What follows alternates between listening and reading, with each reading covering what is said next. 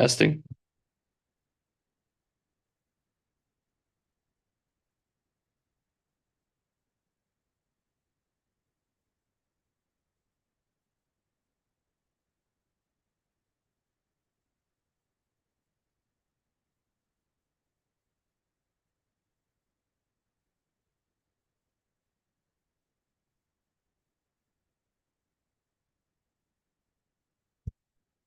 Good evening. Today is Thursday, June 13th, 2024. We are at the Green Ladle and we'll call the meeting to order at 5:31 p.m. and we'll start with the Pledge of Allegiance.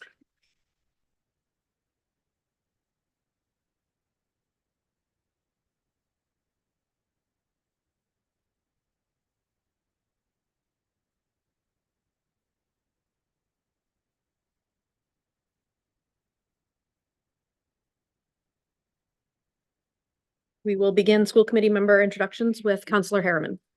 Scott Harriman, City Council Representative to the School Committee. Donna Gallant, Ward 7. Megan Hurd, Ward 6. Ashley Medina, Ward 5.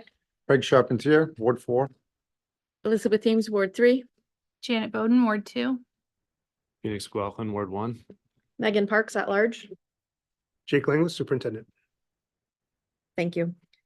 Agenda item number 3 is the consent agenda. Are there any items on the consent agenda that members would like set aside?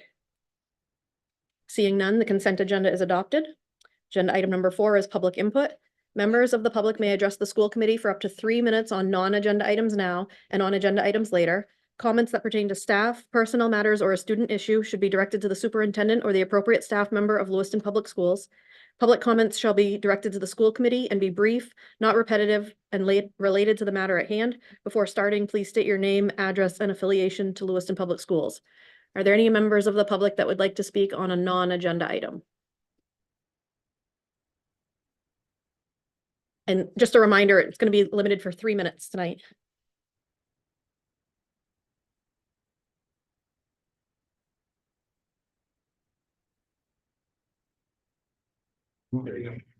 Charles Arthur Soul, 135 Bartlett Street, and I helped defeat this issue on the budget twice. And I don't know what's on the agenda because I haven't been given an agenda. If you would like to provide me with an agenda that you people are going by, or It's on the front table right where you walk in and sign in. okay, thank you. You're welcome. Anybody else like to speak on a non-agenda item?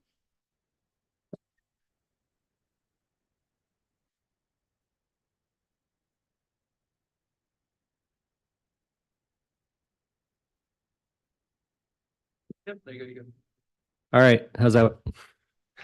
Good evening. My name is David Racknails, 20 Walker Avenue. I'm a Lewiston resident, property owner, and taxpayer residing in Ward 1.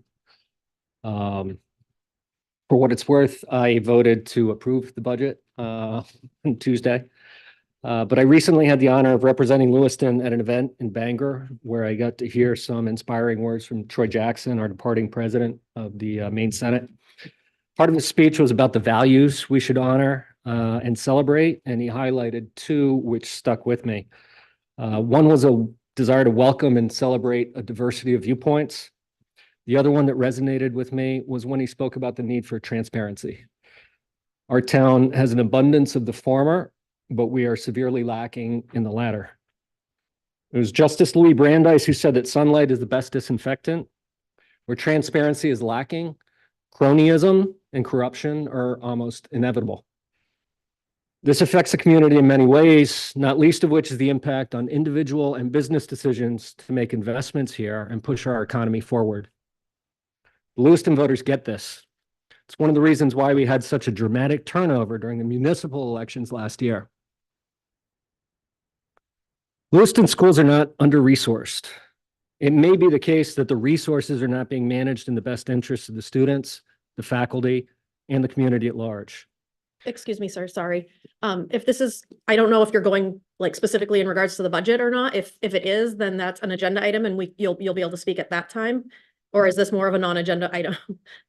I'm not sure where you're going with the conversations are. You think, okay, that's fine. I just want to check. Thank you. Yeah. It's about something other than the budget.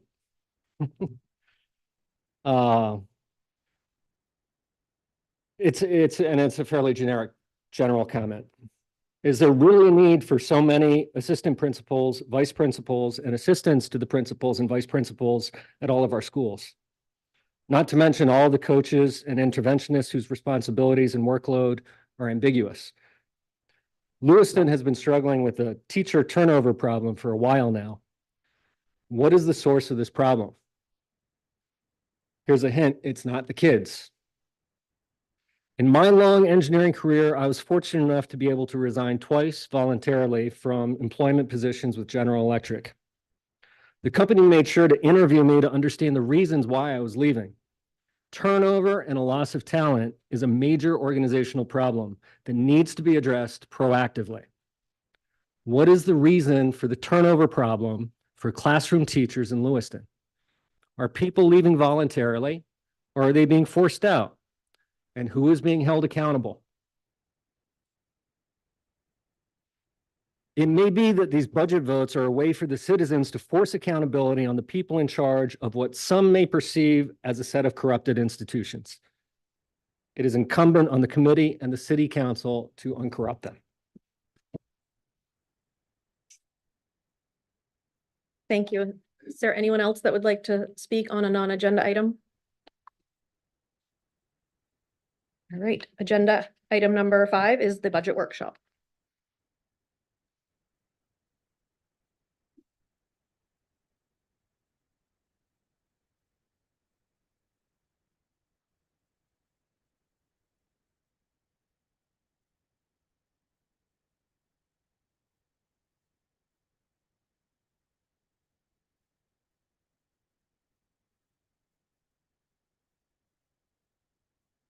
So I wanted to share some thoughts. Obviously, it's a pretty quick turnaround from the referendum vote on Tuesday.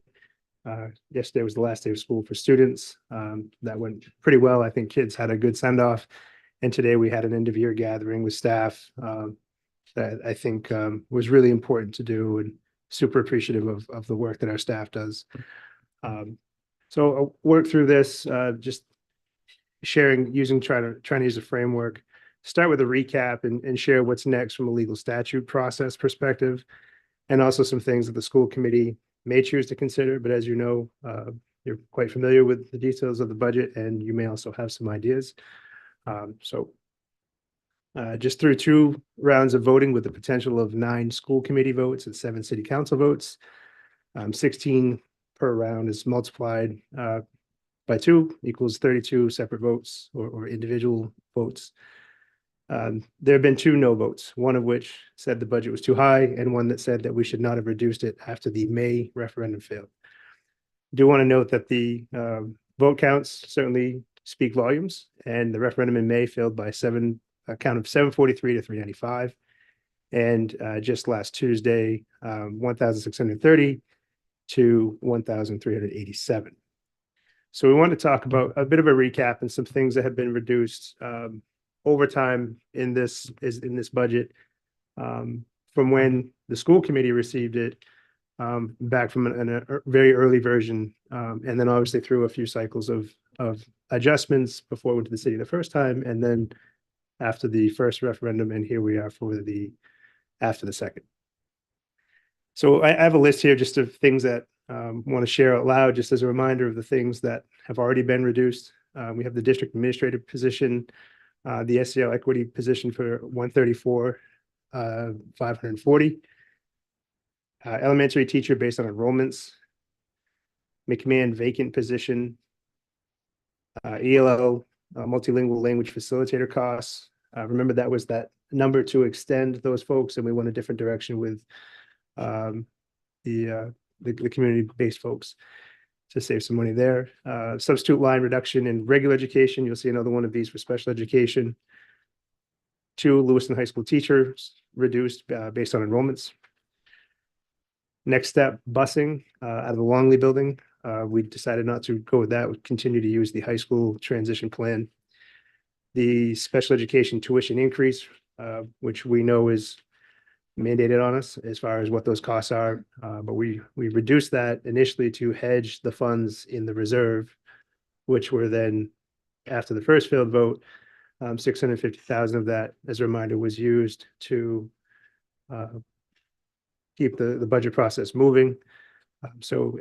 If we do have discussion about using maybe more of that, we've already talked about how that could be used as that reserve piece. Sublines for special education, again, separated out because of the way budgeting functions.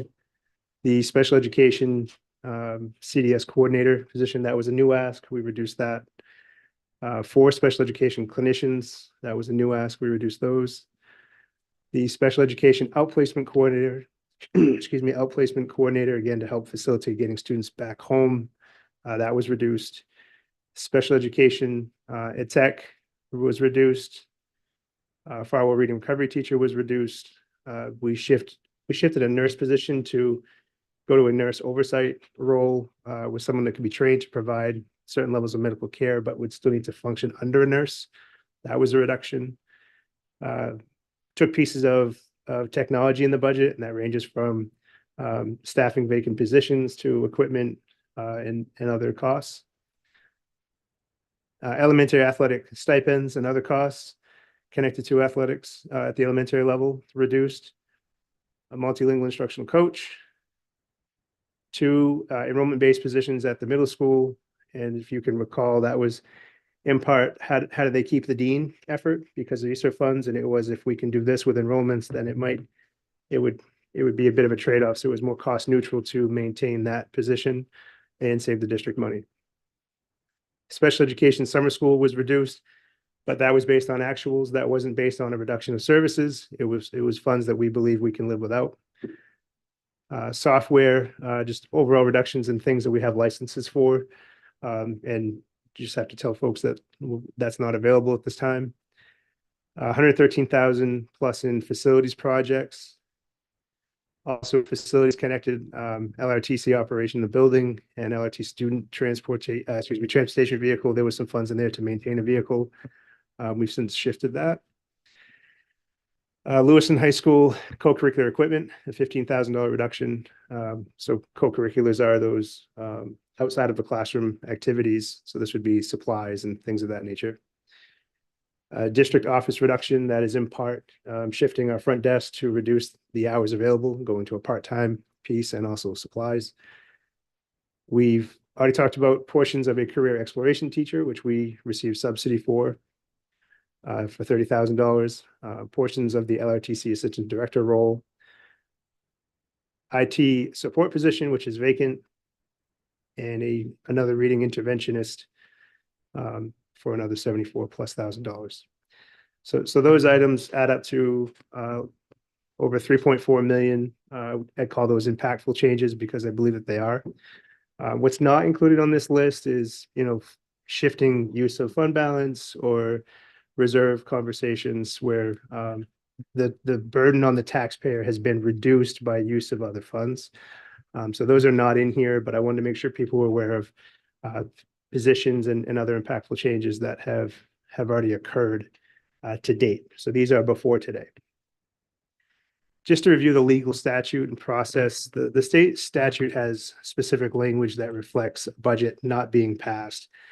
If the budget's not passed by voters at referendum, by rule, it's as of July 1. The latest school committee approved budget is in place until a referendum is passed. So we continue with cycles until a referendum has an approval. And so right now we have that next wave of scheduled opportunity to get this back in front of voters at a referendum on July 9th. If that occurs, if it's successful, we would adopt that budget approved. If that occurs on July 9th and it is not successful, we would reconstitute a cycle to do this. Calendar coming up, obviously we're meeting tonight. The city council is going to have a budget workshop next Tuesday, the 18th.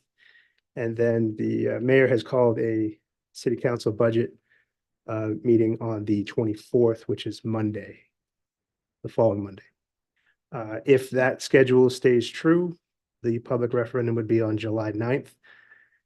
And of course, we want to share that these are all public sessions and we invite participation. That's always encouraged. The next piece I put items that may be considered in the next budget discussion. Certainly the discussion, I think will have other things brought to it from both members of the public and members of the committee. Part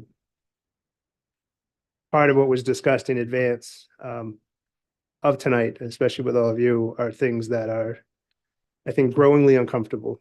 And I would say pretty openly that I don't feel good about any of this list. I really don't. But we have work to do. So after school programming and related transportation could be reduced. That'd be a $350,000+ savings. And this would be all after school programming at all schools. This number encompasses the general fund contributions. We do have other funding sources that help stand up programming, but the funds are not enough on their own to run programs. Or they straight out require, like 21st Century Grant requires fiscal commitments from the district to just run. And so that would be a sizable savings. And I don't know that it's worth, I don't believe that it's worth the impact to kids and community to do that. But it is not part of the regular day for most kids. So the family liaison position, that's currently we're part of my thinking about this was to bring forth things that are new. And while some of these things were ESSER funded, those funds are sunsetting, and the family liaison position is at Montello. That position has been incredibly impactful, but this position is currently vacant, and it's there to be discussed. Reading interventionist is considered new as it was ESSER funded and has no other offsetting budget items that were reduced to maintain it. We've already reduced the budget by 2 reading interventionists. Reminder that these are elementary level folks who help students who are struggling to read get caught up to their peers so that they can access their education. Connor's grade level teacher, this was also ESSER funded, and that helped offset some enrollment numbers, but also they have a kind of a team model there, and this position, while it helped reduce enrollment numbers, also helped create that teaming structure within their school. Technology coach, that was recently vacant. These positions are to assist with the implementation of technology and curriculum, STEM, robotics, and others. So that position is recently vacant. One topic could be to use additional fund balance to return to that $5 million level. That would be $654,151. This is not a reduction in expenditures, but a growth in revenue. And I just want to state that this year we were making a deliberate effort to use less fund balance because it will run out, and using more fund balance leaves us with none in about a 3-year window. Maintaining this level of support generates a $5 million budget shortfall in FY28, if not before.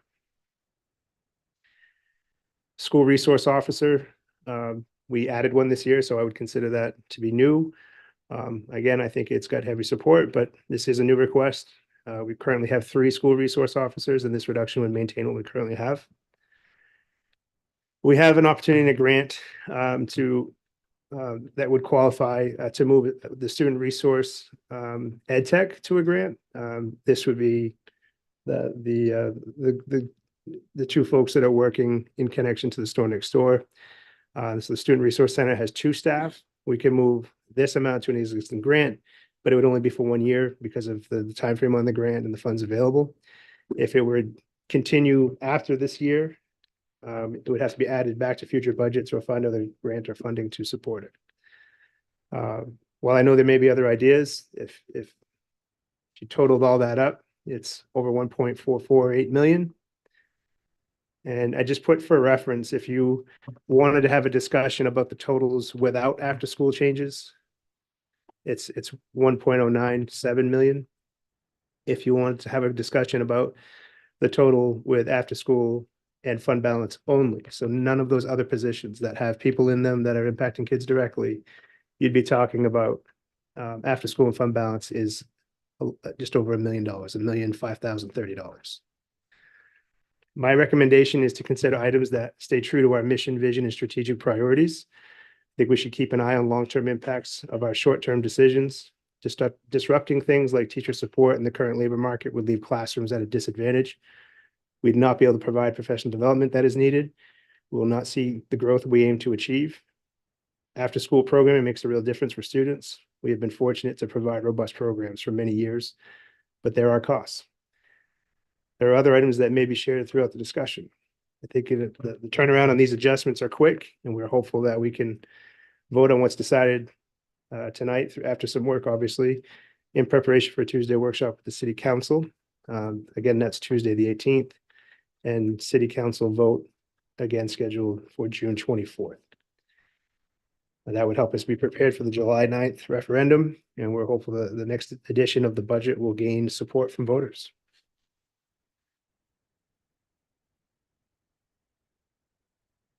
I have one question.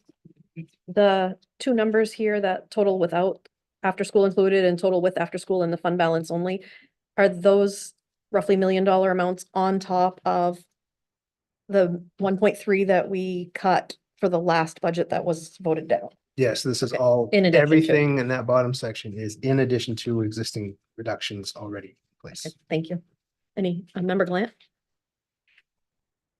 Yes, on the reading interventionist, how many do we have per school now? It's limited by school. With these reductions, it would leave Geiger and Farwell with none. With none. Correct. Thank you. Member Hurd?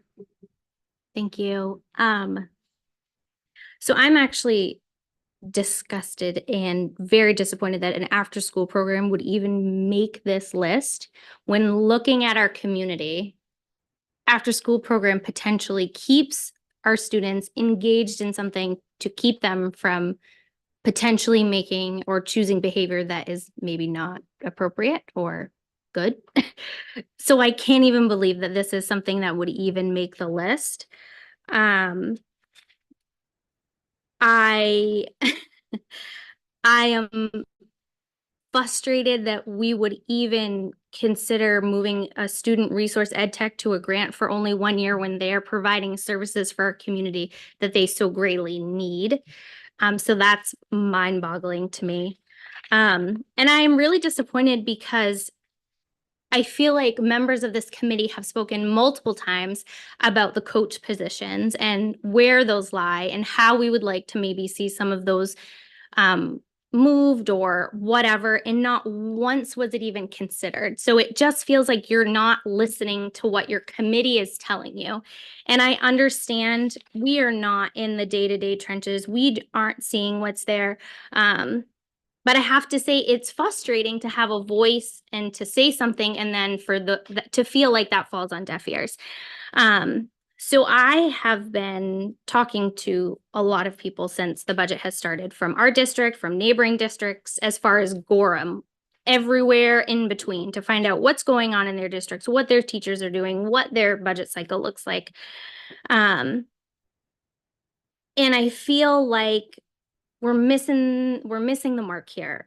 And to go back to what I talked about with coaches is we haven't had coaches from the very beginning. There was a time that LPS didn't have coaches and our kids were still educated. Our kids were still learning. And it's hard for me to fund a position that doesn't directly, these coaches are not working with students. They are working with teachers. So why wouldn't we look at going back to kind of what we used to do in Title I, where we were doing direct small group interventionists that are coming in to work with small groups and pulling out our kids and working with them? Why are we paying adult teachers who have no other qualifications other than a teacher certification to teach other teachers how to teach? Why are we not using those people either in the classroom, as they were amazing teachers before, which I've heard from a lot of people, or to help us pull out small groups? We're talking about taking a reading interventionist. It blows my mind that we would even take away one of those. You would be fine taking away a reading interventionist, but you're okay leaving a coach in there who's not directly working with children, impacting our children. I don't know. And I don't know what the answer is, but I do know that we need to remember what our community looks like. And we need to remember that these are our kids. Like, these are your kids. These are our kids, and we have to do what works best for them. And I think we're losing sight of that a little bit when we're not looking at putting adult teachers who are great at what they do and they know what they're doing and they have so many great ways to teach our kids, to put them into those groups and have them directly working with students again. I'm really disappointed at these items that you brought to us to be considered, because I don't feel like any of these, and I have been very vocal about the SRO position, and I'm not even going to go there because they don't technically directly work with students, but they do provide safety for our students in the event that something was to occur. And for one SRO to cover all of our elementary schools, it's just not feasible. And when an SRO is absent, that leaves the school vulnerable. But these other things that are directly affect our children are directly affected by them because it is a physical person who is directly connected with them. How can you justify getting rid of that? I just can't. So I am disappointed with this list. I'm going to be honest, if this is what we're doing, I'm going to say no. I can't approve these things being cut. I can't do that. I'll just say quickly, you don't have to adopt any of these changes. You could move forward with what existed before if you wish. I've made it pretty known how I believe in coaches and the coaching model. There's lots of research that supports it. And in the current labor market, I think good teachers are accessing that to improve what they do. And I think teachers who are really doing the best they can are absolutely loving their interactions so they can have better classroom routines and grow our kids. So I think it's critically important to the work that we've done and want to continue to do. Counselor Harriman? Thank you. Superintendent, you touched on it a little bit there, but I was going to ask if, given the current labor market, the difficulty finding teachers and the necessity to sometimes have teachers who are not, who don't have a college degree, don't have their teaching degree, is it possible that there's more of a need for coaches at this point than there was in the past, just because the labor market is difficult and we can't necessarily find all the teachers with 4-year teaching degrees that we need? Yeah, I would agree with that. But I also know from years of work that the first thing that teachers ask for is support with curriculum, support with professional development. How can I go do my job the best I can? And so bad instruction is the worst thing we can do in education. And so coaches support and lift that instruction up. And that is a primary focus of the work we do, and ties back to our mission, vision, and strategic priorities. Some people may not like that model, and I don't know where the feedback's coming from, but there are also lots of adults, lots of teachers, and lots of parents who have said coaching has made a difference in my child's experience at school and in the adult's profession and their craft. Member Eames? Yeah, thanks. As a teacher, I would endorse professional development. I think it's incredibly important to have people who help you learn how to better manage a classroom, how to better deliver the curriculum. And it's when you're there by yourself and a bunch of students, having another set of eyes and having a bunch of people around you who you can talk it over with is really, really useful. So just as a teacher, as a former teacher, I would say that the existence of a level of people who do that kind of work is essential. But I also think that we need to explain that better. I really feel like the public and even some members of the committee don't really understand what a coach is doing. So I don't know if there's someone here who could help us really lay that out. I mean, I've seen them at work at the curriculum meetings. When I go to curriculum meetings, the coaches are there leading the transformation of the curriculum. So that's part of how I've seen them at work. I've been in classrooms in elementary level where coaches have shown up during the time there and helped the teacher with the kids. So the kids are interacting with those coaches, but the coaches are also helping the teacher manage the room, learn how to manage the room. So I have only seen them in action in those two ways. I'm sure there are other ways that they act. And so I think maybe we need a lesson, all of us, and what the coaches actually do. I don't know if you want to do that, if there's someone else in the room who can do that. I've only seen those two things, but both, and I have the sense as a teacher that you need that kind of interaction with professionals. So I don't know if there's a way to elaborate on the discussion or the description or the, the description of what they do. Thanks. Yeah, I mean, we can try to pull something together. I don't know who's in the room that might want to do that. Looks like Jay might want to do that. I would also say that a lot of coaches are also doing direct work with students in interventions. They're specially trained in those interventions so that not only do they do the interventions or work directly with kids, they're also helping other teachers understand the interventions so they can execute them in smaller groups in their classrooms with kids. Yes, Jay Rich, LEA president and multilingual teacher at McMahon. I would echo what you just said, Jake. And also, their coaches work really hard to make sure that we're implementing our curriculum with fidelity. We also have the tools that we need to be able to do that. And this was especially true for our younger grades that we're implementing a new math program this year. To better understand that. And I do know of some coaches that do pull small groups. So we have a bunch, like we have one for literacy, for example, at McMahon, we have one for math. And they meet with teachers on a monthly basis. They also do the professional developments for us as well. They do a lot of the standards work, and all of that work does directly impact kids. It impacts the work that I do, that my colleagues do. And if I need to bounce things off of somebody, they are usually a good person to go to. I like to talk to the literacy coach a lot to make sure that what I'm doing as a multilingual teacher is comparable to what they're doing in the classroom too. And I just kind of go back to what Jake said a few weeks ago at the city council. Even Tom Brady had a coach. They're helpful. Thank you, Jay. Member Bowden? Thank you. Like, I'm not as cool and calm and collected as I normally am right now. My heart's racing, so I'm just going to warn you ahead of time. Before I get into the budget lines and the things that you are suggesting, I want to address something. I have to kind of get up on a soapbox here.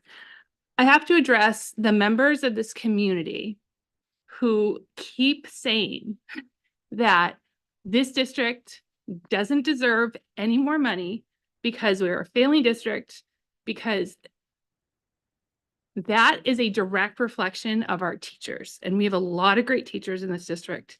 And it really bothered me, like to the point where I'm getting emotional about this. This is kind of unconventional, but I have in front of me, as most of you know, my daughter just graduated 2 weeks ago, and her final project for her English AP class was a senior memoir. And this is going to be hard for me to get through. But she wrote a whole page about what it was like to be a student in Lewiston Public Schools. And for reference, she was the very first class ever of pre-K at McMahon Elementary. And so she started as a 4-year-old in Lewiston Public Schools and has just graduated.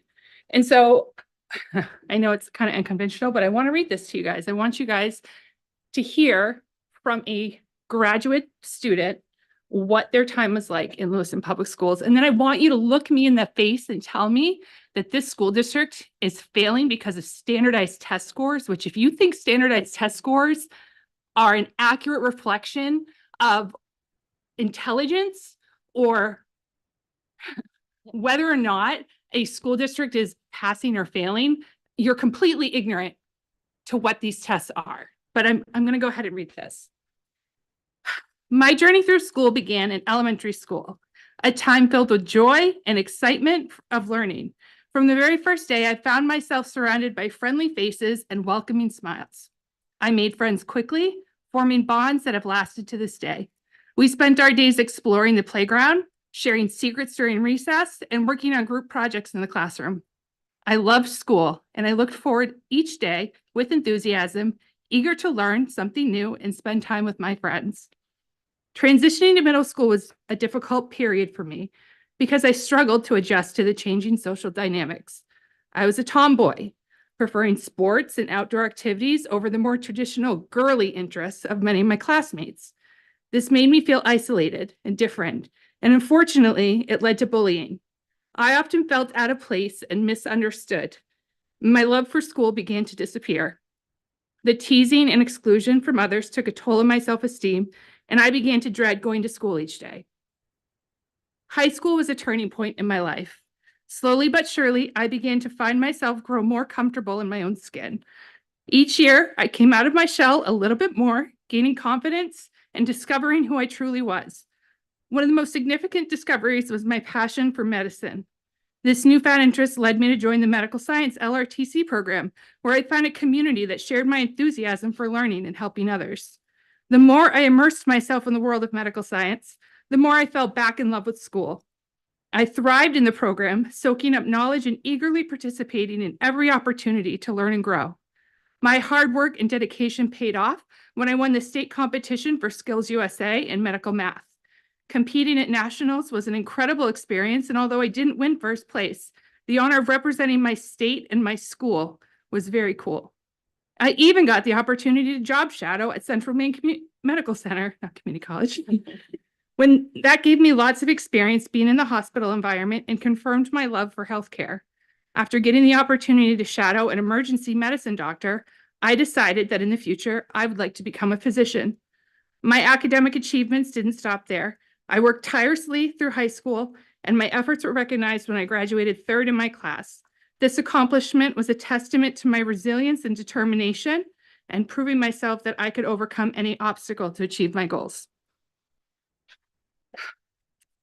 So I just want to say to anyone out there who wants to tell me again that this school district doesn't deserve a fighting chance, you don't know what you're talking about. There are kids every day that thrive. We definitely have kids that make bad decisions, but we have a lot of parents that make bad decisions, and that should not be a factor as to whether or not we can have a school budget to support our students. So that's driving me crazy. So I wanted to get that off my chest. But moving on to the actual budget itself. I don't like any of the choices you put in front of us. I don't. I've already made it clear that I think anything that directly affects our students shouldn't be cut. After school programs, absolutely not. We can't cut those. A reading interventionist, a teacher at Connors. I mean, we got a chart that showed us how overcrowded Connors Elementary School is. Like, we're talking to the point where it's not even legal on the teacher-student ratio. And we want to take away a teacher and have these classrooms overcrowded. So, like, that doesn't make any sense. We can't touch our fund balance. To me, that's still irresponsible because, like you said, we're going to hit a point where we're going to be asking for $5 million in 3 years right off the bat before we even do anything else. The reality of it is there are contractual raises that our teachers get every year. They deserve those. They need those to stay. If we're talking about retention, how come we can't retain teachers? I mean, there's so many reasons, but cutting a budget isn't going to help retain teachers. I'm just having such a hard time with this. The only route in my mind, and yes, I think coaches can be helpful, but I haven't seen any data that proves. I would love to see data, like bring us data that shows that it directly impacts students, because I have never seen it. I've seen people say, oh yeah, they're great, but I haven't seen any data that proves it. So I'd love to see that. But also it feels like a luxury. It feels like a luxury to have an educational coach that can help our completely certified, our teacher should be certified, right? I know we've got some working towards it. It's kind of a gray area, but we have so many teachers who have their teaching certificate and know exactly what they're doing. So I have a hard time with that too. And I just feel like if we have educational coaches in our regular budget, which you said there were 12 last time, and you eliminated one at like 85,000. If you add that up, 12 times 85,000, that's over $1 million right there. to me, that's a no-brainer. You said that we have Title I funds that has all of our elementary school coaches. You know, if we have numerous SEL coaches in the district, can't we drop it down to just one and eliminate the need for 4 or 5, or I don't know how many we have. I'm just trying to find a way to reduce this budget more because our constituents have spoken. They want cuts, and I understand that. But I don't think taking away programs that directly impact our kids is the way to go with those cuts. So I'm disappointed to not see more coaching positions on your list, and that's the direction I would like to go. Member McLaughlin? Yeah, thanks. Well, first, thanks for sharing that, Member Bowden, just about your daughter's report. I think that was an important point to make, and so I do appreciate that. I think, yeah, sorry, I'll try to speak up a little bit. I'm just getting my thoughts together a little bit. Thank you. I don't think this is a conversation that can be all about coaches. I think my sense is that we're at a place where we need to be looking at a lot more if we're going to reach the level of budget reductions that we need to get. I feel like it's imperative that this next budget passes. I understand that there is a legal system for continuing a budget for the interim if it fails again, but I worry a lot about the impact that will have on staffing and staff morale. I don't like a lot of the things on this list in the sense that I don't want to cut them, but I feel like we had the chance and the public had a chance to say, we don't want to cut any more things. And that's not what they said. They said, we don't support the budget as it has been presented to us. And the message to us is I think that we need to be looking at quite a bit more. Honestly, in terms of dollar amounts, my sense is even more than what has already been presented here. Now, I might prefer that the makeup of that is different than what it is on this list. I don't know if after school programming would be on my list, but I don't necessarily think that we're going to get there from cutting the coaches either. I mean, as you pointed out, if we cut all of them, that would be $1 million reduction. I don't think that would get us to where we need to be. And I don't really think that we should cut all of them anyways. I mean, I think that we need to be looking at, you know, pieces from a lot of different areas. And you know, I think a couple of you have already mentioned, it's like, you know, a lot of these things are items that are directly impacting our students. And I feel like that's the point there. I don't think there's anything left. I don't think there's a big enough bucket hiding somewhere that we can pull money out of that is not going to affect the education that we provide these students. But that's the situation that we're in. Again, the budget failed twice, and I don't think we can let it fail again.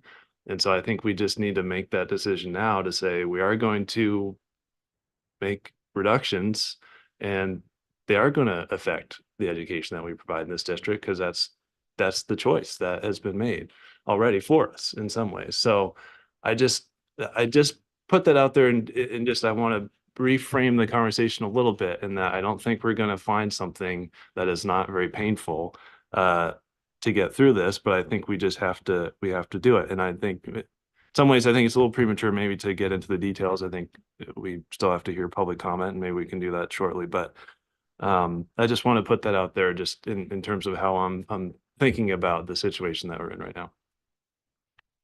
Member Gallant? I think the Lewiston School Committee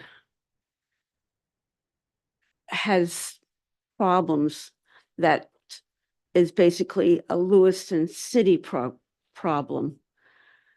Basically, we do not have a large enough tax base to support our students.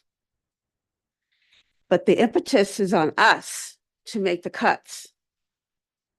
And I think that's just so unfair. It's not right. But we've been asked to do that. We're going to have to make some cuts. I do support maybe cutting some of the coaches. Maybe that would be more palatable for people. I don't know. but we've been told that we need to make cuts.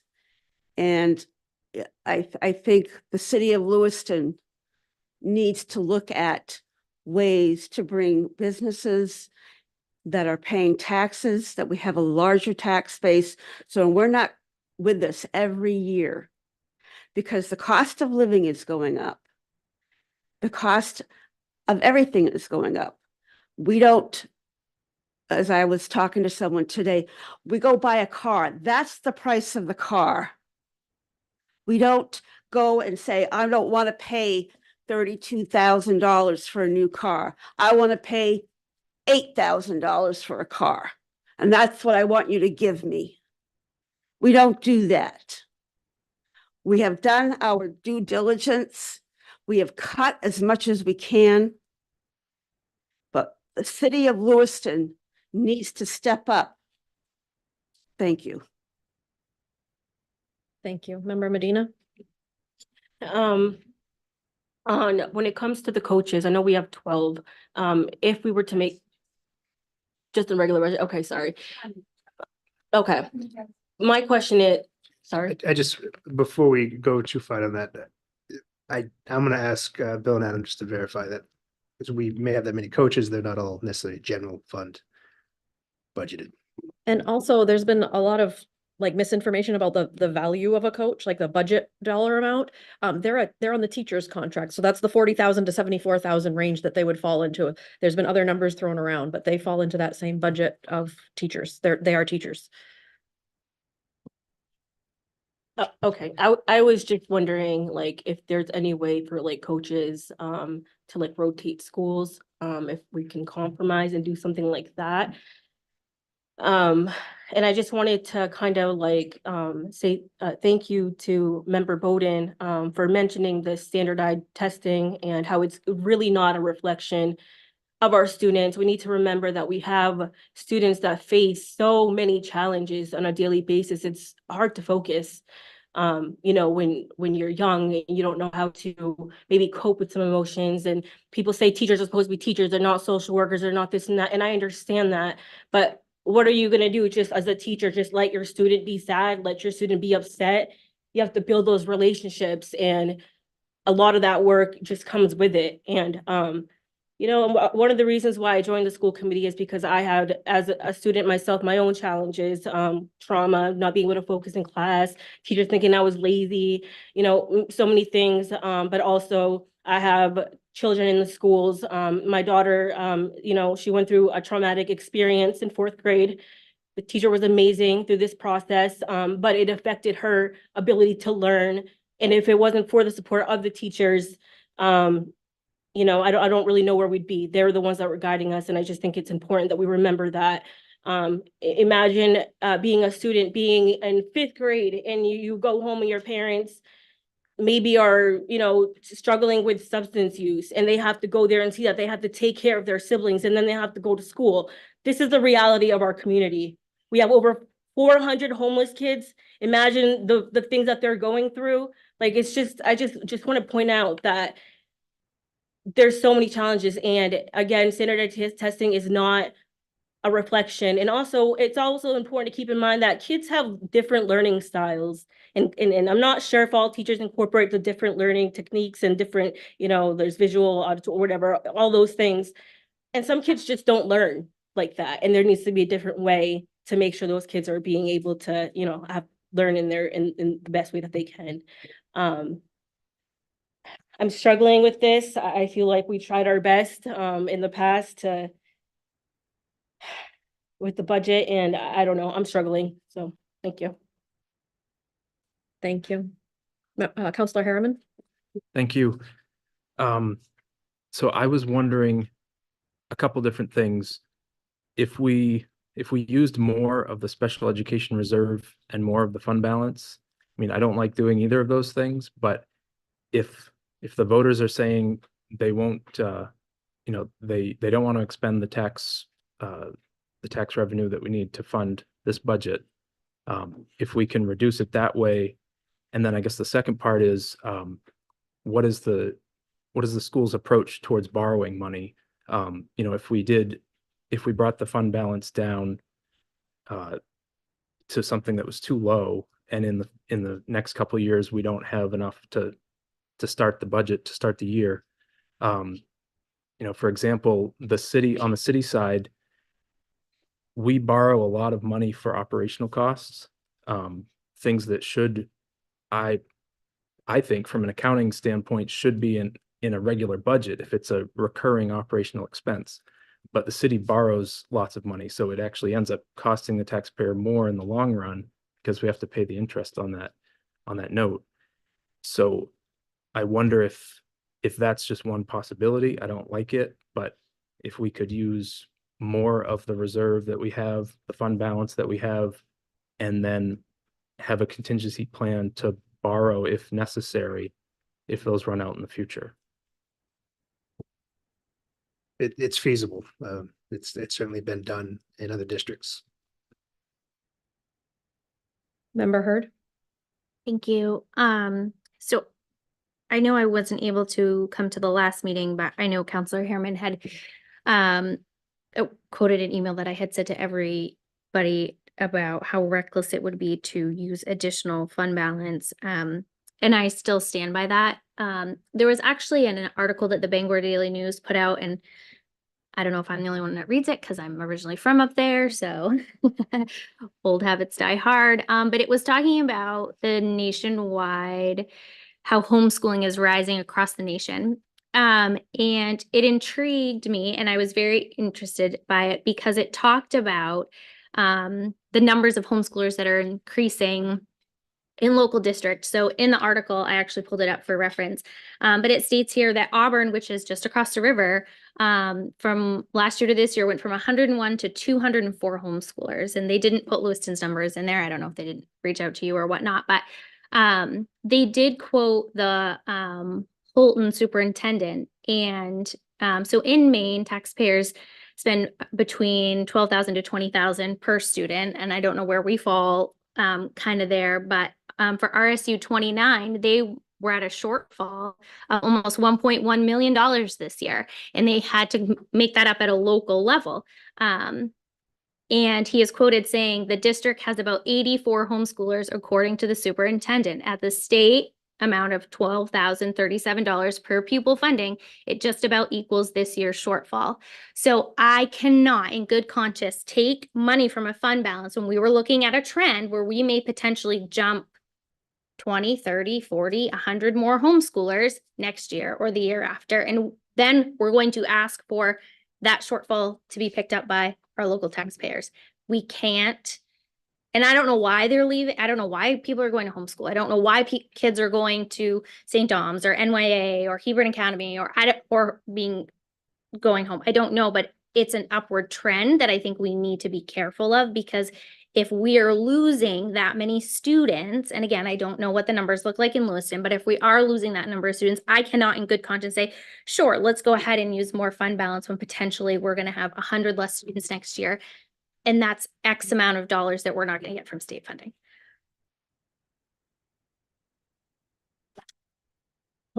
Counselor Harriman?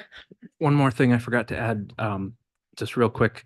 I don't know if the school system has ever reached out to, I'm just thinking of like corporations, local businesses, well-to-do residents, just asking for like sponsorships and donations. I know the boosters do for their particular programs that they're asking for, but just the school system as a whole, if the average taxpayer can't afford the increase that's proposed, there are some people who can and could afford more. And I wonder if we could reach out to the community and say, hey, if you have the means, could you, I know it sounds a little odd, but could you donate to the school system and help us with our budget shortfall? I don't know if that's a possibility or not.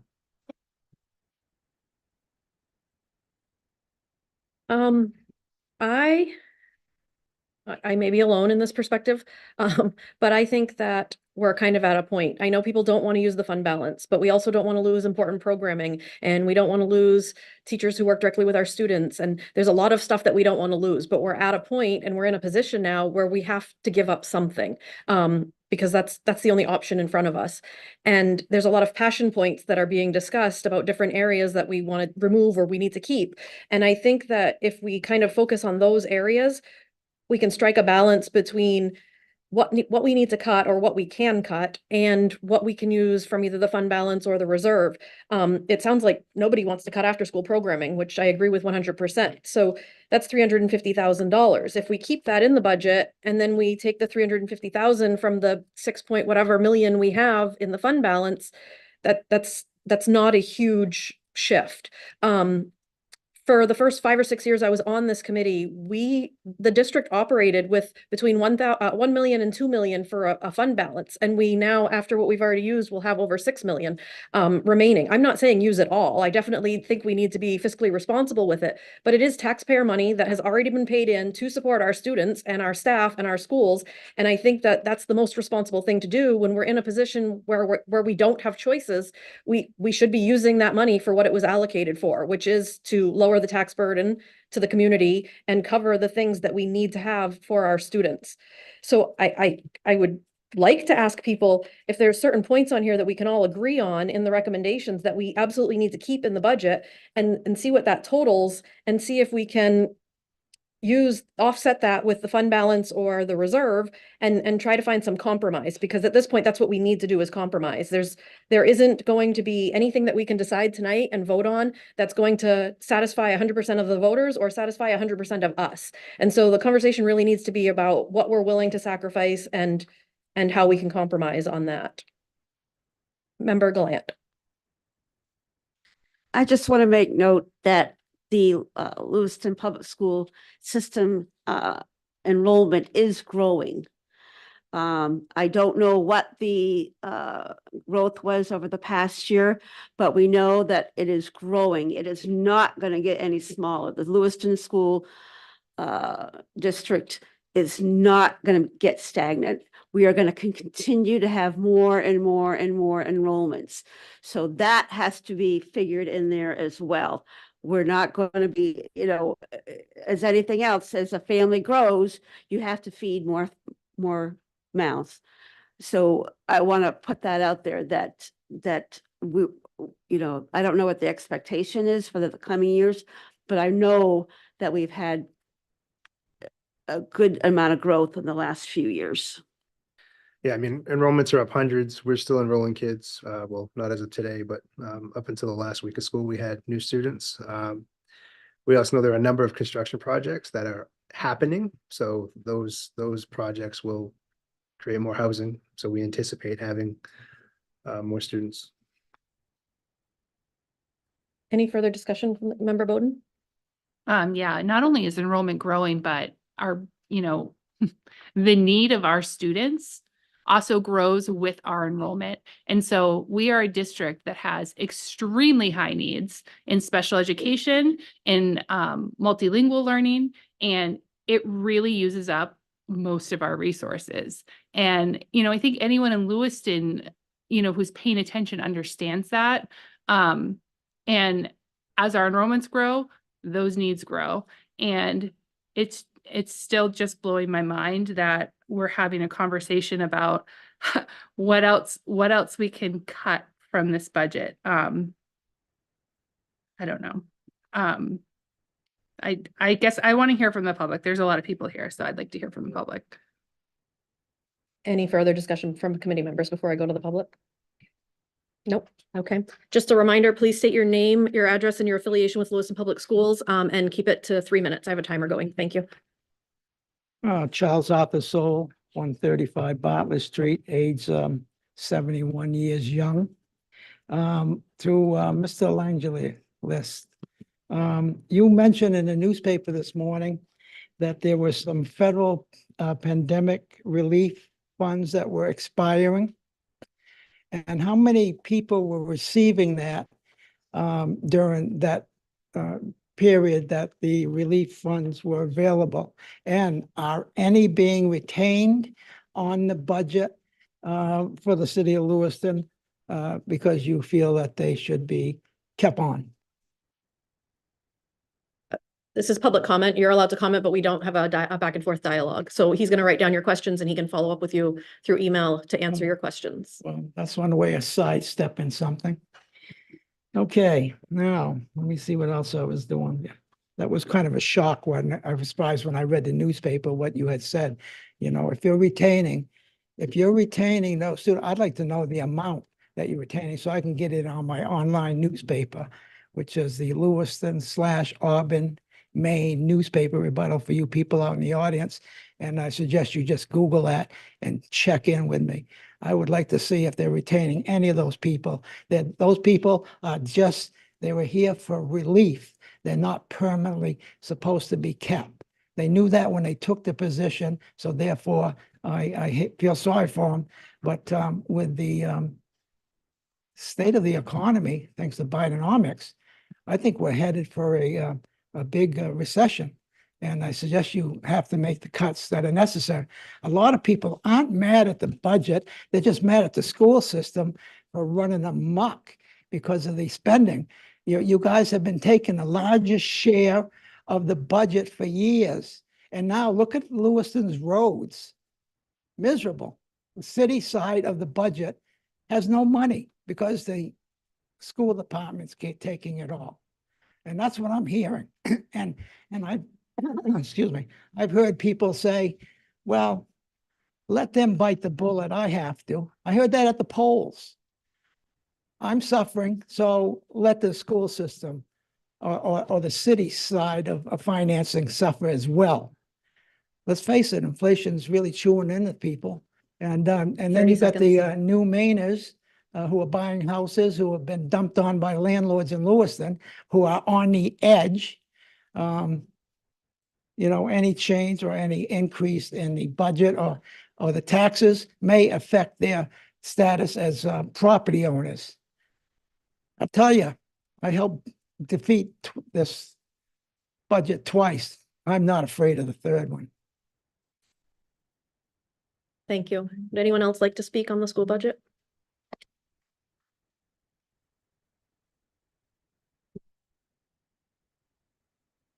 Scott, Ward 1, you're in some tough spots. You really are. I guess there's a couple of questions I'm just going to put out there for you to think about. How close are you by cutting more to the required local share? Is that going to be affected? Because that is something you have to think about, because the city is required. There is a local share that's required by the state in order to receive all your funding, that has to be met. And I haven't heard that discussed tonight. I think that you have to think about, so I was a warden at Longley School on Tuesday. I've been part of the election process through this whole budget process. $1 million, is that going to be enough? Think about what people are talking about. And I know it's hard. I know these are tough conversations, but these are the things you're going to have to think about because you don't want to have to come back here again. The SRO. I think we need the SRO, but you have to make tough decisions. We have police officers that are very quick to respond. Police station that is within seconds to most of our schools. I think you have to put it aside for now. Coaches. And please don't take this the wrong way. But if you have school committee members that are asking you to put that information out there, you got to put that information out there. They want to see it, and it's important. You have 11 that are not funded by the Title I funds. Those are the ones that need to be looked at. Are there ways that they can be shared throughout the elementary schools? These are things you have to look at. You all have passions about the different things you want to see, but you don't want to have to come back here in the 1st of August. And I don't want to have to do another election in August because I'm not going to be here. Okay? You know, it's really difficult, but, and I understand the fund balance. When I was on the school committee for 6 years, the average for that fund balance was approximately, I believe the lowest it got was 1.6 to $2 million. I understand the cliff and I understand everything that's going on. But again, what can you look at? 30 seconds. I think that you really need to think hard about all of these things and make sure you're accomplishing what the community needs, or else you're going to be back here. And that's going to really be a bummer. Thank you. Thank you. Would anyone else like to speak? May we address the council? We're going to let everybody else get a turn first, and then if at the end you can come back up, Chuck. Good evening, Bob McCarthy, Ward 2. I hope you guys got the message from the voters. I know the first time around when it got voted down, some of you made comments about the public not being uneducated about the budget, and that's why it got voted down. Well, it got voted down a second time by even a larger margin. So I hope you get the message on that. And one of the things that I've learned over the last couple of weeks between the votes, talking to people, is when this second budget came up, the bulk of the changes were just moving money around. There were no cuts. And that's what upset people, is there was no cuts. Because the base that you finished with the budget this year, whether that fund balance and other monies aside, is what next year is going to start at, plus anything that you add. So just throwing more fund balance at it, which I think you could, but I also think you need to make cuts. $110 million is a lot of money. One of the things that caught me off guard, surprisingly, is our sister city in Auburn. Their tax increase was 5.2%, or their budget increase was 5.2%. You guys whittled ours down to 10%. That's a big difference when you're talking cities side by side, facing the same economic issues. And in fact, they probably have more because they just got a new high school. So there's a lot of extra money that involved in starting a new school like that. So it's really frustrating. I think that this budget has to be what we can afford, not what you want. It's like you go out and buy a car, like committee member Gallant said, and it's a $32,000 car and you want to spend $8,000. Well, that's not apples to apples here. It's a $32,000 car you're looking at. Well, let's see now. If I delete the custom wheels and if I delete the custom radio and we whittle it down to $28,000, well, I can afford that. I want the $32,000 one, but all I can afford is a $28,000 one. It's a crude analogy, but it's the reality of what's going on out there. And the school budget has been going up exponentially over the last few years. I think in the last 6 years, it's around $30 million or so that it's gone up. And that's not chump change. That's not the city of Lewiston not supporting students. It's all we can afford. Thank you. Thank you. Would anyone else like to speak?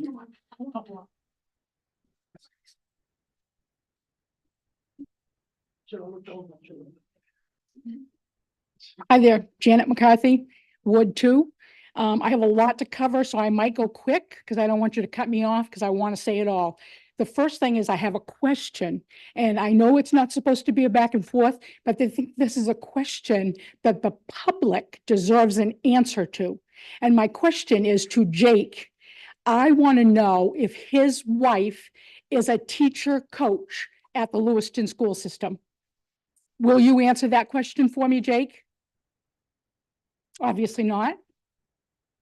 Yes or no? I don't think that's an appropriate question. I think it's an appropriate question, and I think the public deserves an answer to it, not just an email to me, because I can't get it to the public like you can right now. You won't answer it? That's fine, because I basically think you've answered it by not answering it. My next thing is coaches, as far as I'm concerned, should be eliminated, all of them. I think it's a waste of money. I think it's a lot of money. I think the teachers can do their jobs. If they can't, then you hired the wrong teachers. They went to school, they got an education, and they're teachers. They should be able to come and do their job without having babysitters to tell them how to handle their class. I'm down on coaches. I know nothing about this after-school program, And I have two children that one had children in the school system, one has children in the school system. Neither of them knew anything about the after-school program either. So I'm questioning if that might be a program for select students. Not going any further with that. Failing system, Janet Bowden, you upset me by calling me an idiot. It is a failing system. And saying that as the public that we don't know. I had 5 children in the public school system here in Lewiston, all under 4th grade. So we're not talking about high school kids. One of them, my daughter's daughter, who has since moved to South Carolina to get into a good school system because our school system was so bad. And they went to Geiger, which was the supposed premium school in the neighborhood. She had an IEP and they barely ever had meetings. She never got reports in a timely fashion. They did nothing for her. And when my granddaughter was not reading to grade level, they just kept saying, oh, it's because of COVID. It's just the way it is. It is what it is what they were being told. Firsthand, you're getting this firsthand. So it is a failing system. I have 2, so she's moved. My son has 2 children in the school system and, well, he has 3, one in high school. He's being failed too, but I can't even go into that. The 2 younger ones are special needs children. I'll give you that. One of them who is a special needs children and can be Time is triggered up. by a lot of things. The last Your time day is of up, school, Ms. no, Clark. I'm not done. The last day of school Order, Madam was Chair. fed, I don't care, Could we shut please- up. Could we Excuse me, please ma'am. follow the rules, please? Of school, she was fed Point of order, ma'am. Could we please follow our rules, please? Does anyone turn the salad mic off? to a Point of special order, needs madam. child. Could we please follow the rules? Enough. I don't think Please it's have a enough. seat. Point of order. Could we please enforce our rules? She just fucking has to be arrested. No, standing right here. I'll put you up at the meeting. And if he can talk again, I can talk again. Just tell Are me. there any other members of the public that would like to speak on the budget? So, sorry, Chuck. What? Oh, again.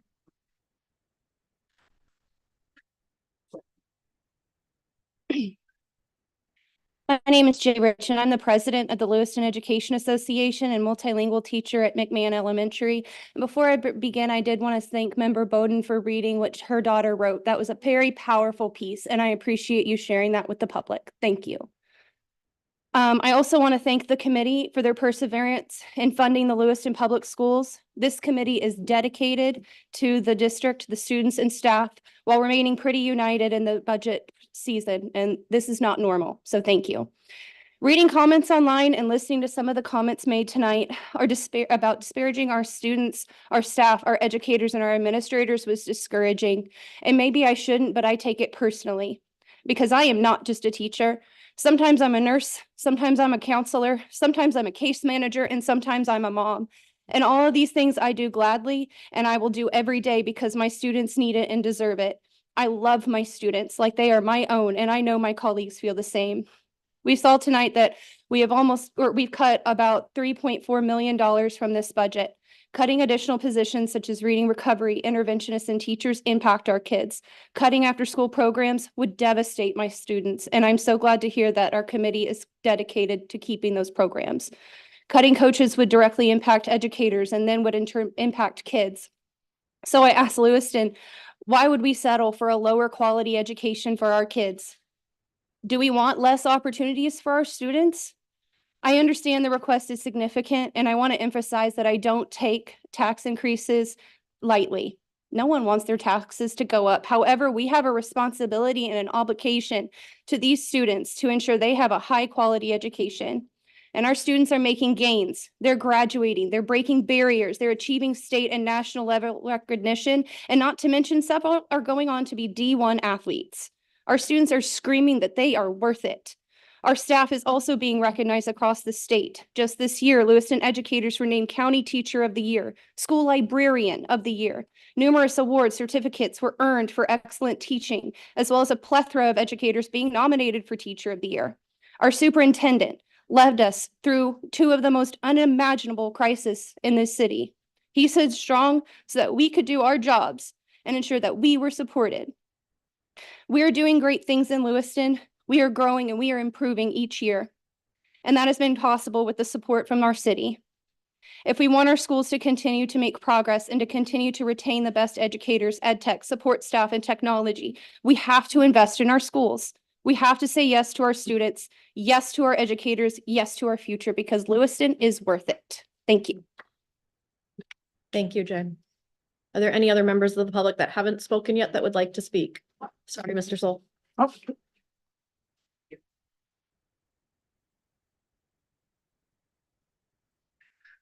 Matthew Agron, Ward 4. The after-school activities in sports, perhaps moving them to a pay-for-play activity fee. My kid took part in many schools activities. I would have agreed to pay $20, $30, $40, $50. I would have sponsored a kid if they needed. Okay, Alexis couldn't pay this year to take part in the play. I'd sponsor it. I'm pretty sure other parents out here would have done the same thing. It'll help. It'll keep that because, Jake, all those activities, those extracurricular activities are all things you praised before you tried to pass this last budget.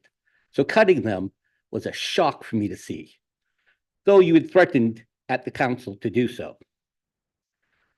And then the last place we should be cutting anybody is from our frontline staff. The teachers, the ed techs with these kids, day in, day out. They're the last people we should be getting rid of. Anyone in direct contact with these kids, we are already short enough teachers. It's going to be horrible if you cut them. Connors, last year you were at 27 kids in some classes at one point. And now you're going to cut a teacher from that position? What does that make those, 30, 32 kids? Ridiculous. You had teachers in here crying that it wasn't because, as they put it, we don't have the classroom. She actually said, all the stuff for another classroom is sitting in the back of my classroom. We don't have the teacher. Now, those teaching coaches, I said it then, I'll say it again. When you get to those situations, it becomes a crisis. Do like General Patton did. Take your cooks, your clerks, your bottle washers, put them on the front lines. We won the battle of the bulge that way. You can at times use people in positions they're not. Everyone who works outside in the real world. Sometimes there are times that something happens and everyone needs to be on deck. Thank you. Thank you. Do you want to clarify quickly, the after-school programming is like 21st century and after school, it's not sports or that kind of stuff, correct? Correct. Okay, thank you. Are there any other members of the public that have not spoken yet that would like to speak? Thank you. Somebody Charles. There is somebody back here. Oh, there is? Yeah. Okay. All right, thanks. My name's Jay Roderick. I'm in Ward 6. And I've been listening to you guys battling it out.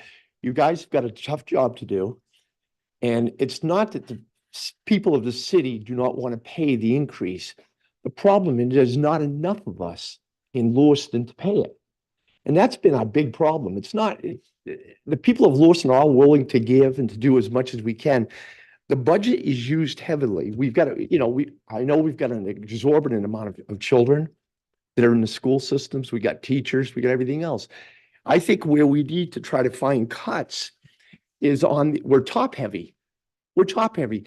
Instead of having a principal for every single school, why don't we have one principal to handle 2 schools? Have one assistant principal to handle 2 schools. They can swap off.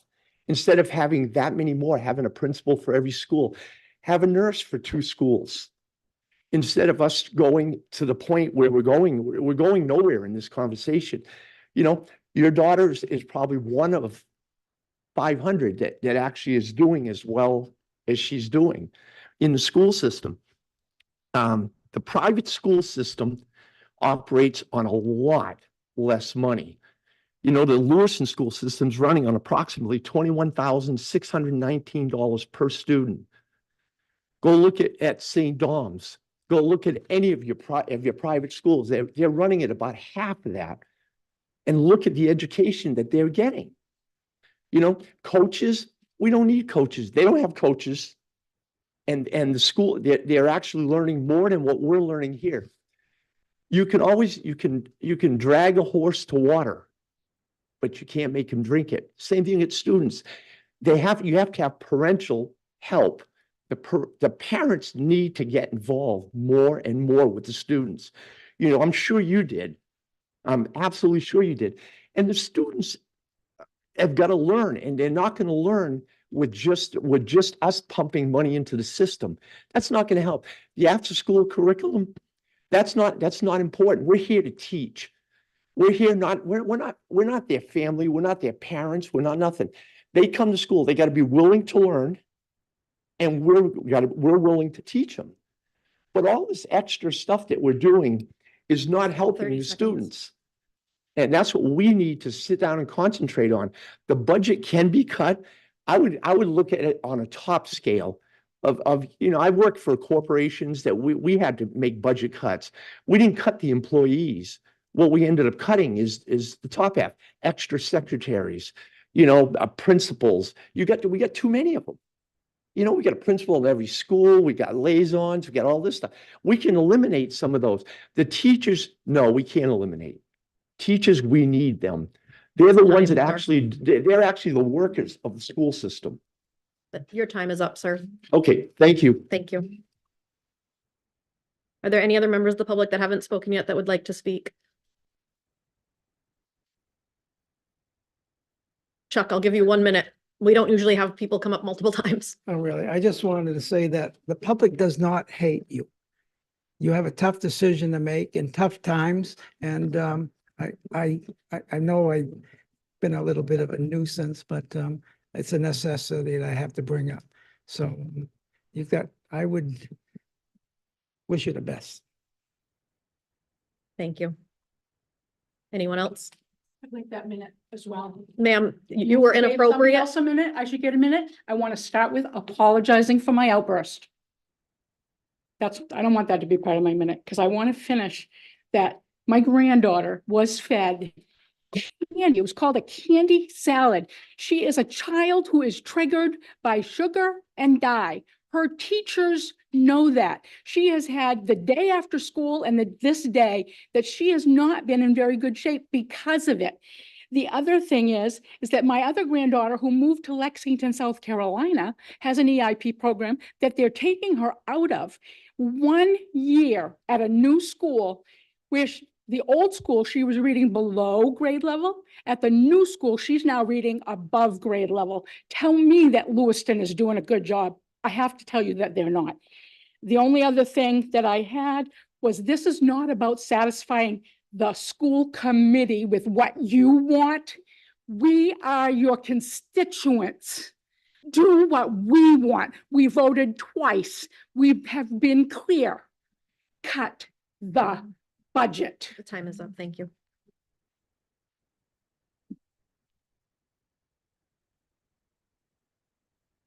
Bob McCarthy, Ward 2. I just wanted to point something else out. I spoke with several teachers over the last month or so, being someone that people know in the public, people open up to me. And I've had several teachers come to me and say that they were voting no for the budget because they can walk down the hallways and see the waste that happens in their schools. And for that, they were going to vote against the budget. So just keep that in mind, that it's not just the general public that doesn't know anything. It's some of your own teachers that were voting no because the budget, because of the way you spend your money. So thank you. School committee members? Counselor Harriman? Yeah, I just wanted to respond to one thing that was mentioned, that private schools operate at a lower cost. You know, if that is the case, it's probably because they don't do special ed. The special ed it takes a lot of money to educate some of our children. And you know, I went to a private school through high school. We didn't have special ed. We didn't have you know, we didn't have any sort of other tracks other than you know, just regular education. So I would guess that that is probably the main reason why if they can operate at a lower level, that's why. Correct. They're not required to meet the special ed needs this public schools are. Member Bowden? Thanks. I would actually like to address something that Linda Scott asked us about the local share, and it was, could you talk about that, Jake? Possible? Yeah, the local minimum share is a target that the state sets, and it fluctuates based on what the state contribution is. And we are one of the higher receivers, as you know, because of our demographics. And our local minimum share is $17,739,945. It's And if we also, drop below that, it offsets, that we lose. yeah, if it drops below that, we have some critical impacts where we essentially lose $1 for every dollar we don't spend, or actually two. It's like $1.75. At least that's what it used to be. The evaluation can, or the assessed value can shift that a bit. I'd have to find out exactly what it is, but that is a in the past we talked about a 1-to-3 ratio. You lose one here, you'll lose two from the state, and you'll lose three because of the 1 here, 2 state. A couple other things, just if I may, that are a little up. I know we don't do Q&A with the podium by procedure, and I intend to continue to follow that. A few things did come up that I want to share. One of which, my wife is a coach, and I'm very proud to say that. But it doesn't impact my ability to do the very best I can for all of you and for our district. I'd also add that the growth over the last 6 years was not reflective accurately. I believe that's around a $23 million shift. It's a $23 million shift. So just as a quick note, let's see if I have coaching information. Bill was able to pull that to make sure I said it accurately. We are, there are 2 SEL coaches, 4 teacher coaches, 3 multilingual coaches, 1 high school literacy, 1 high school math, 4 tech coaches, not other way around, that are funded. Those are funded locally. Others are, there's split between grants and title, other funding. So that's 4, 5, 6, 7, 8, 9, 10, 11. And that's, I think you're probably right when you said 12, because we had that recent resignation that we include in the reductions, which gives us the number 12. So These are just the ones that are in the local budget. We have other coaches, but they're not paid for locally.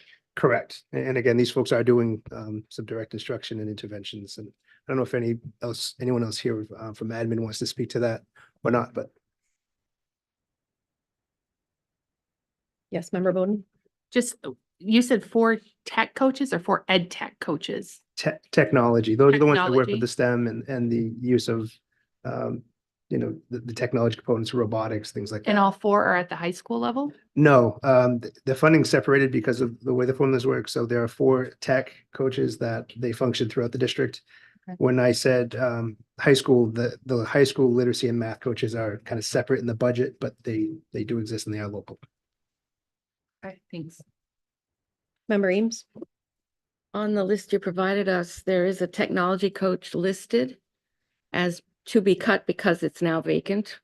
Correct. So that would be coming out of that list that you gave us. Yeah, we're operating off of what I know is a vacant position Exactly. and what they have from the budget, because these reductions Right. haven't happened yet. So, but I'm getting a nod from Adam that is Okay. correct. Thank you. Member Hurd? Thank you. I was under the impression that our after-school programming was grant or federally funded. Has it ever been? Was it ever been? Yeah, so the funding supports that are available for after school programming, and it feels like there's a question out there about what is that? What does that encompass? So essentially you're talking about extended day programming that goes from whenever school ends, usually for a couple hours or so. There's a nutrition component. There are enrichment activities that expose kids to different things they might not otherwise see, and also academic and tutoring support. So there's an academic intervention layer to that. But I would add that it's not sports. Any reduction in sports has already actually happened, as we mentioned prior, at the elementary level with stipends for folks to run things. So I I hope that helps clarify, but another big cost of that is transportation. And we do get funds. We get some federal funds and we have 21st Century, but not at every location. So for every site, you have someone running that site, coordinating the pieces, adults working with the kids, supplies, things like that. And also transportation is a big component. Oftentimes in the federal grants and the 21st Century grants, transportation has a limited amount of coverage. So we usually end up with a lot of the transportation costs. And I have some of a breakdown, but it's about $15,000 per school that we spend in transportation to support after school only programming. That programming is not required anywhere. We know it's beneficial to kids to have that exposure and those after school pieces, but it's not required by anyone. Member Bowden. Thank you. So I know that, tonight isn't a night that we're going to be voting on. This is exactly what we want to do, right? Like we're having a conversation so you can kind of create a new list for us, or we are supposed to vote tonight on this? I mean, you have that control. I don't get a vote, but Okay. the city is hoping to move on this on Tuesday.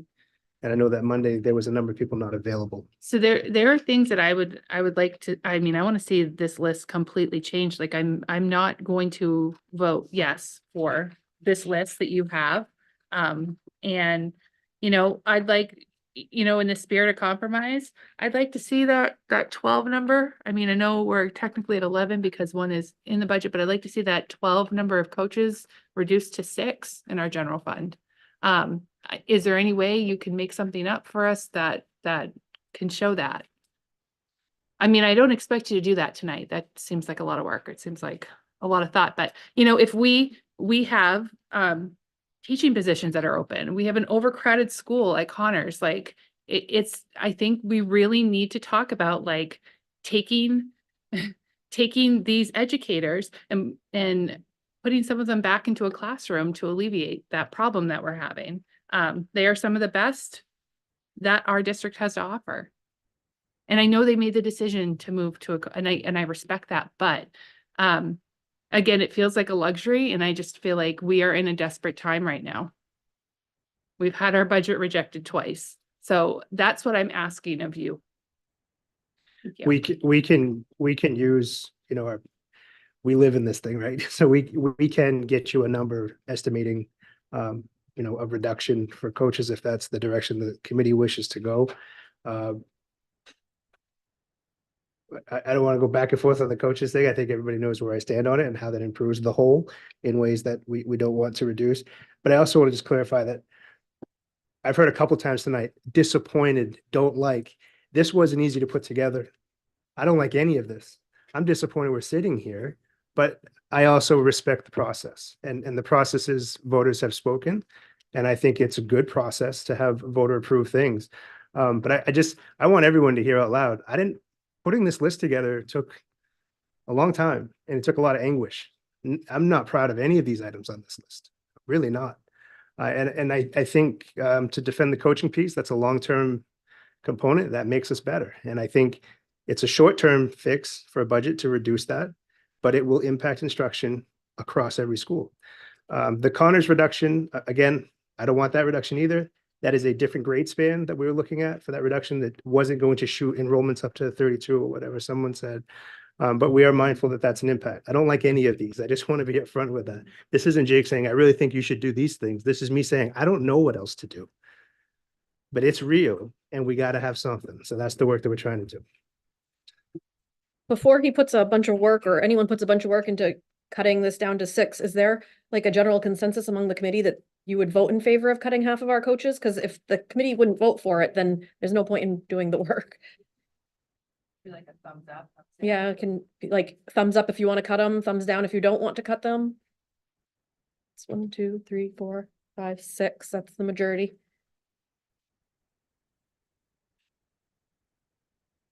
Sorry. Member Gallant. Okay, I'm gonna go out and say this. I'm gonna propose that we do the 6, like we just got. We take off the after school, how can I say that? We leave the after school in place. We take the other reductions and we get some out of the fund, the general fund. Fund balance. So that would be my proposal. Member Counselor Harriman. Thank you. I just wanted to see if we could get an update on how much we have in fund balance, as of the last budget. How much is still in there, and then also how much is in that special ed reserve, and if we could use some or all of that. The special education reserve is at 350,000 because we took 650 in the last round to try to start that in-house programming. I'm kind of looking at Adam a little bit about the fund balance number to make sure I get that right from what's encumbered and what's not. And if we took, how we budget with that number for teachers of the 74,048 is like that's that point we start. I rolled it up. That would be about $450,000 for 6 coaches. That's just that salary piece. It wouldn't be benefits, whatever. I'd need more time to do that work. But if that's the will of the committee, you could do, I think, safely $500,000 there. And we can find a way to make that work. This would be an immediate reduction in force that triggers contract measures. And it will absolutely have an effect on who lands where and who keeps their position and who does not, or has to transfer. And it also doesn't control who will leave us to work elsewhere. Adam. So to give you the fund balance numbers, at the end of the 23 fiscal year, we had 11.1 million in unassigned fund balance, with 5 million assigned to FY24 and then the 1 million in the special ed reserve. So taking another 5 million for next year would bring that down to 6.1. And that would be probably a little higher based on whatever we end this year with as unexpended funds, but we don't have a solid number on that yet. So I would just be speculating to put a number out there. Member Hurd. Thank you.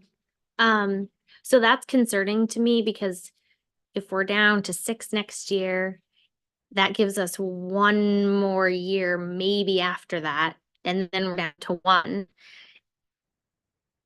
And I think Member Charpentier and I are the members with the youngest kiddos in our school district. I have a 6 and an 8-year-old, so I'm in it for the long haul. And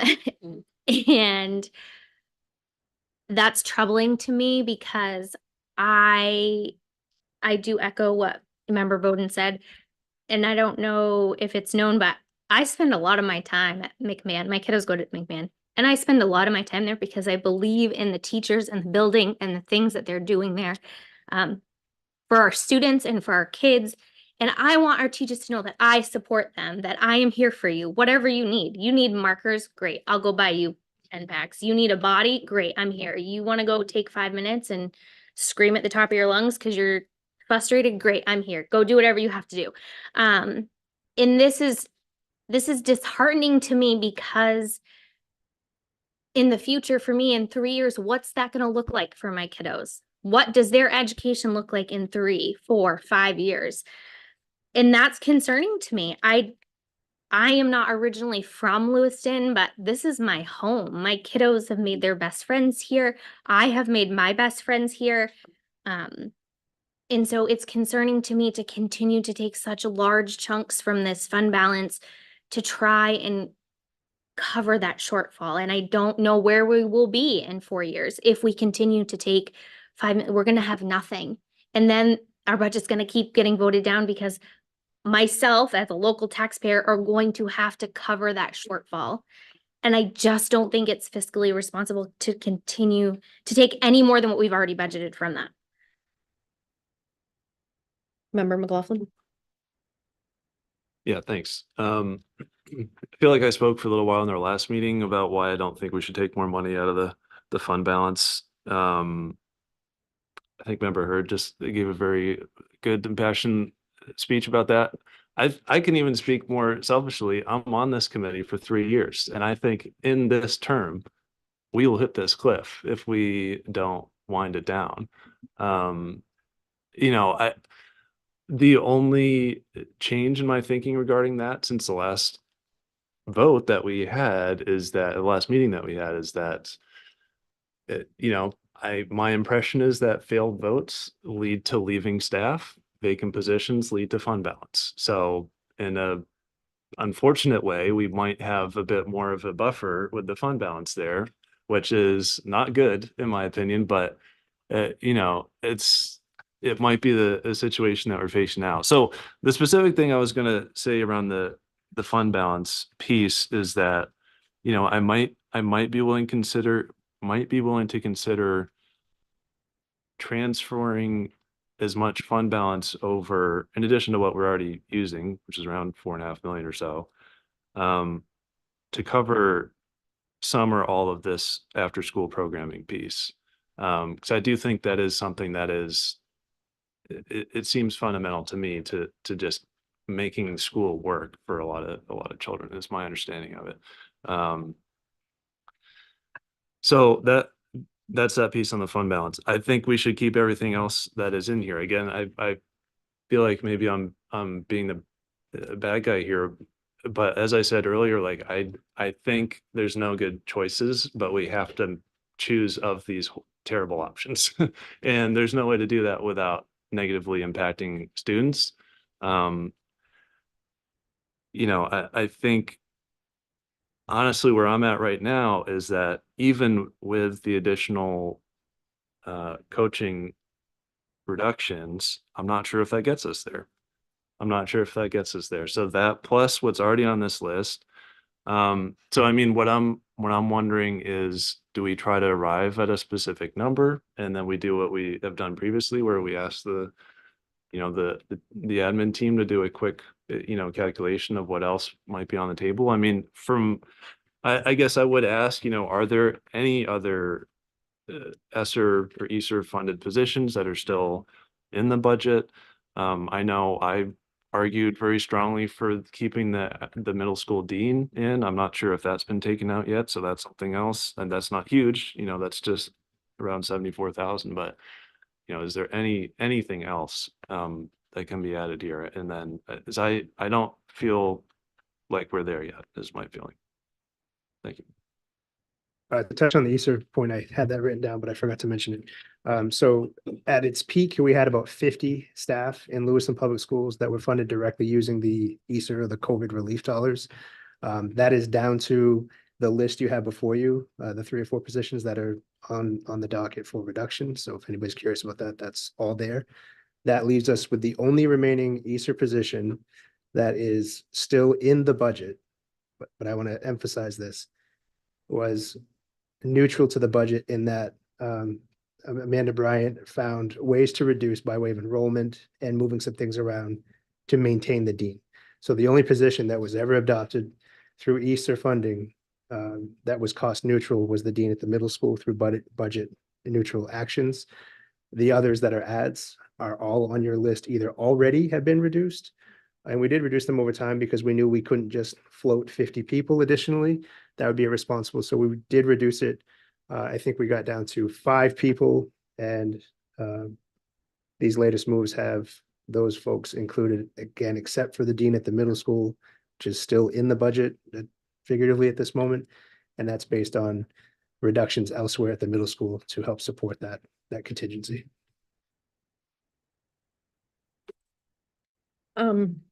Again, as I usually say, my numbers may not be very accurate because I'm scribbling and doing it all while paying attention to everything else.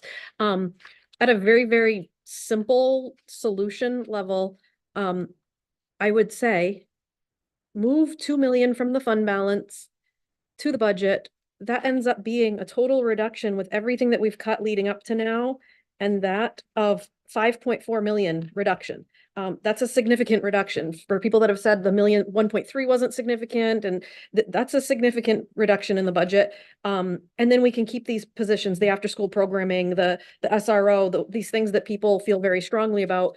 And it's a very simple solution. And I get that puts us down to 4 point something million left in the reserve. But as I said before, the district operated with much less than that for years and years and years without issue.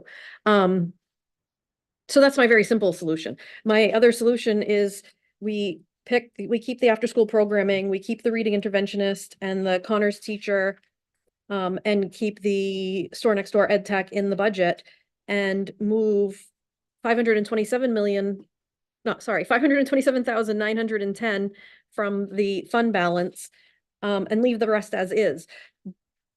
That's, it's a reduction. I don't think it's a reduction that the public is going to accept.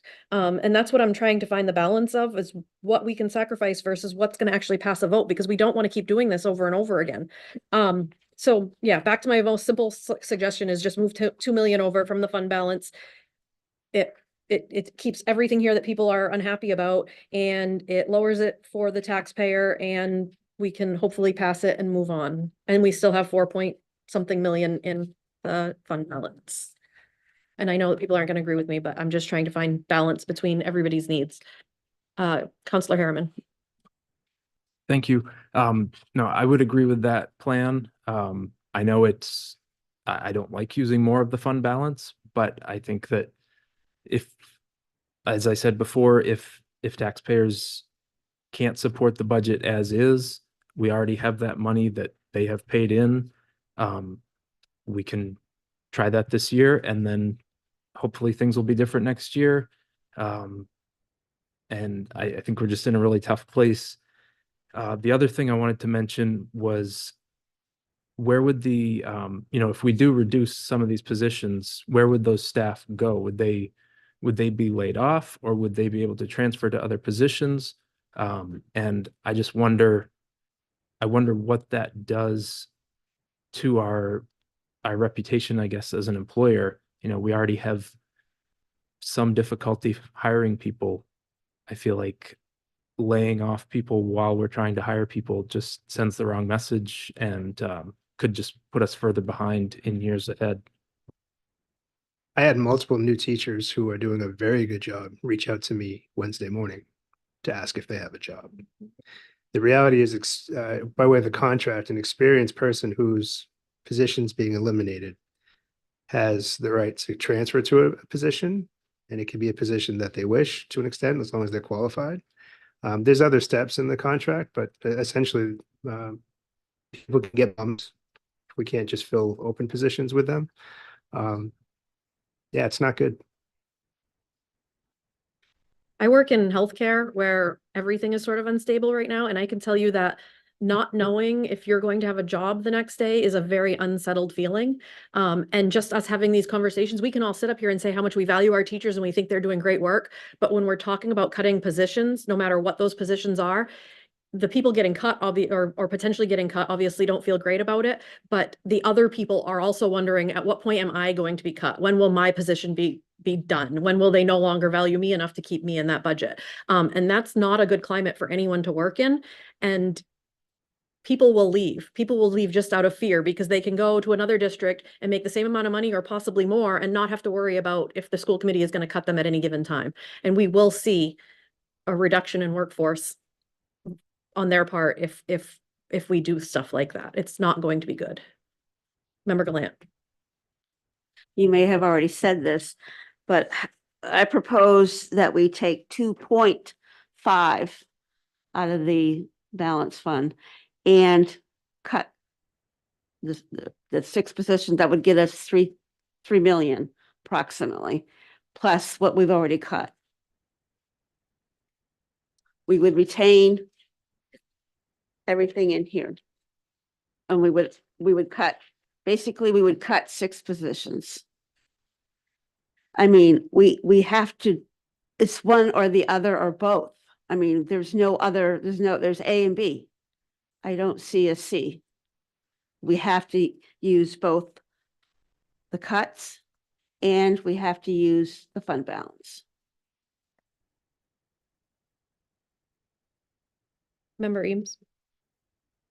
We've worked really hard not to cut people. We've worked really hard to find empty positions, to find ways to have it not be a human being that is affected by our decisions. And suddenly now we're talking about cutting 6 people. high-end people who are very essential to the functioning of our school. So I don't understand how that happened. And as an educator, I'm sorry, but just being trained how to teach doesn't mean you know how to do the job moment to moment. Like in a classroom, things happen unexpectedly, and you have to figure out how to handle it. And the coaches are the people that help you get through that. So even though when I was as a teacher, I didn't have what they call a coach here, there were people whose job it was to do the professional development and the teacher training and the to be an ear to help you figure out how to get through a tough patch. So it's never the same day to day when you're in a classroom. You always need somebody to help you get through. That is absolutely just the basics of teaching. If you're paying attention, I mean, if you're just going through the motions, then no. But assuming you're a good teacher, you need that help. So I am astonished that we're talking about cutting 6 human beings suddenly in the middle of this conversation. Sorry, but that's really astonishing to me. Some of the positions that are in here that we would be keeping and restoring are new positions that aren't even in the budget currently. And to add new positions while cutting current positions is just, I don't understand how we could even justify that. We would be cutting longtime dedicated employees of our district to add people who aren't even in our district. That's just, I don't know what to say about that. It's just wrong. Member Gallant? You're right. Member Eames, we weren't talking about cutting positions or people that have these positions, but the voters said no. They said no to the budget. So we have to do something. I mean, we could take the whole shebang, take 5 million out of the balance and use that if we don't want to cut, if we don't want people to lose their jobs. I mean, we can sit here all night and theorize what's going on. The truth is, we have to come up with something that's meaningful. They want cuts. Just to say out loud, and yes, I'm protective of our folks. I just did a quick count and I might be off by 1 or 2, but we've reduced 18 positions already. This would put us at 24. And there were people in some of those other roles. Counselor Harriman, and then I'll see if any admin want to speak. Thank you. I just wanted to mention, so our last reduction was about 1.3 million, and that brought the tax rate from 33 to 32.51. So if we were to take a similar amount or more from the fund balance and just apply it to that, we'd bring it down to below $32, and it's currently sitting at $30. I think that would, a 10% increase from 30 to 33 was maybe too much, but if it's below 32, I feel like if we take that from fund balance and get it down there, I'm hoping that would be acceptable to voters.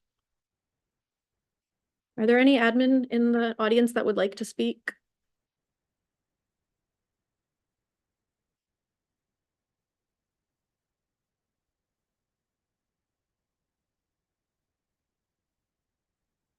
Cindy Gish, I'm principal at Geiger Elementary School. I also live in Ward 1 in Lewiston.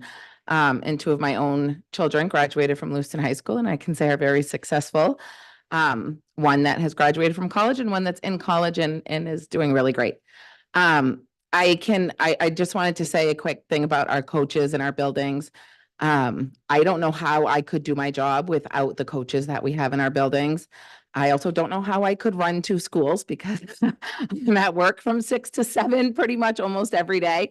And then work at night too. So I don't know how that would work, but I count on our coaches for so many things. When we meet with our coaches, they sometimes have a wait list of teachers that are wanting to work with them, and they don't have the time in their schedules even to have more coaching cycles. Next year, there is a literacy pilot that's being offered to K-2 teachers. All 15 of my K-2 teachers are doing that literacy pilot, and that will not be successful without the support of our literacy coach. We recently had representatives from Heinemann Publishing come and do some learning walks in our school. And I can tell you they left and they were so impressed with the work that is happening in our schools with coaching and with the curriculum that we are implementing in our schools. And they invited that group to go in and present to some other teachers in other states. So what we are doing is working. What we are doing is being watched by other districts. We are being invited to other districts. Other districts are coming to see what's happening in our schools. And our coaches are they are the front lines. They are working with our students. They are doing interventions. They are active participants of our MTSS programs, and working to find the right interventions for kids. And they are completely essential to what we do in our schools every single day. Thank you.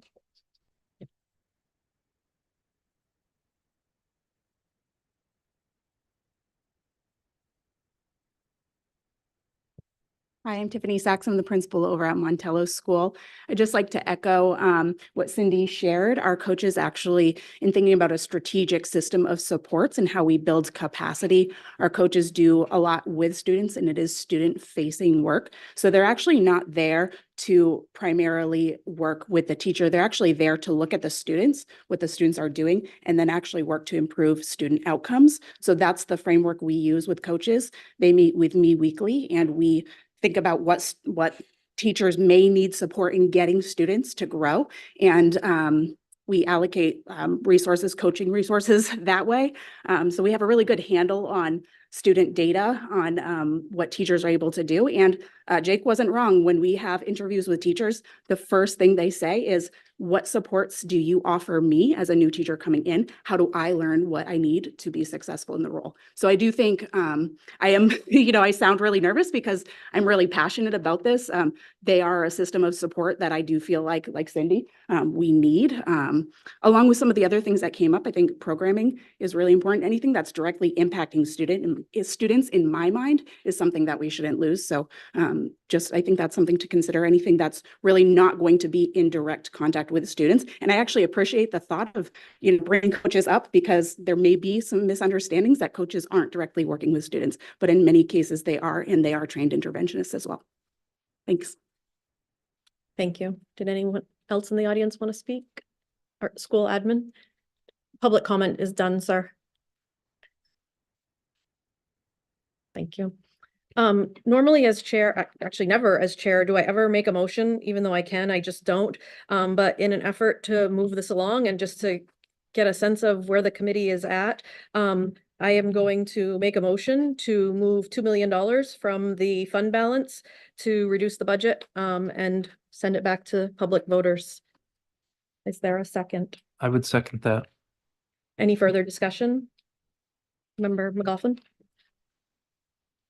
I do greatly appreciate, first of all, making a specific motion. So I do think we need to get to the specifics here. I'm going to vote against this though, and I'm sorry to say that. And I greatly respect the effort and the thought process. The fund balance thing is very frustrating. It's been a conversation all along. It was a conversation when I was on the city finance committee. It's just a perpetual issue, I think, in terms of grappling with what it actually means and what it should be used for. Even just in this conversation tonight, I feel like we all take in the same information with a lot of the same goals and then reach different decisions, and that can be tough to work through. So I don't think it's a good setup for the school district. I forget who said it earlier, but there was a comment about maybe it was you, Jared Parks, actually, about the impact it can have through employee morale and uncertainty on vacancies by, as a committee, reaching the point where we're suggesting a budget that's cutting more positions. I would be concerned as an employee of a school district that is setting up a fiscal cliff for itself in 2 or 3 or 4 years. I would also be considering my options, and I don't want to say that because I want every, great staff member of our school district to stay.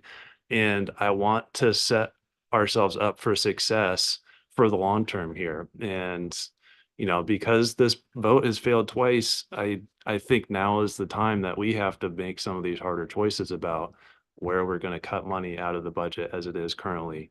So I'm sorry to poo-poo the motion. I do feel bad about it, but I am glad that you proposed it because I do think that it's worth getting into the specifics like that. So thank you very much. Any further discussion? All in favor? There was a second. Oh, sorry. Scott seconded it. Yep. All in favor? 1, 2, 3, 4, and opposed? 1, 2, 3, 4, 5. Motion fails. 5-4. Any further discussion?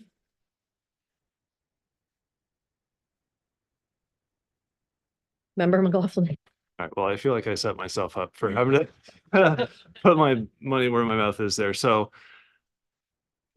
this isn't going to be a motion yet, though, because I would like to ask, because we have done this at a prior meeting, is it possible to set a number and have the administration confer for a minute and come back to us with the specific list that they would suggest to meet that number again, given all the discussion that we've had? Is that something that we could do? Is the superintendent and is the chair, I mean, with all the input, we can get more specific as well, not just say like, go crazy with this number, but. Sure. Yeah. I get a couple things. Again, I don't get a vote. I would echo, thank you for rolling the ball, but I would be extremely hesitant to just use fund balance. I do think that's a bad fiscal strategy in the long run. I would also say as much guidance from the committee would be helpful and not just me going into another room to make sure numbers are right and coming back with something that is just from what I said. If that's the direction, I will do my best, but I'd like as much input as possible to do that.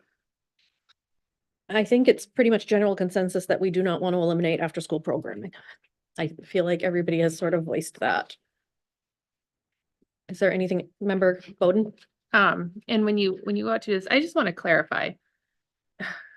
In Title I funds, that is where our elementary school coaches are funded. Is that what you had said to us?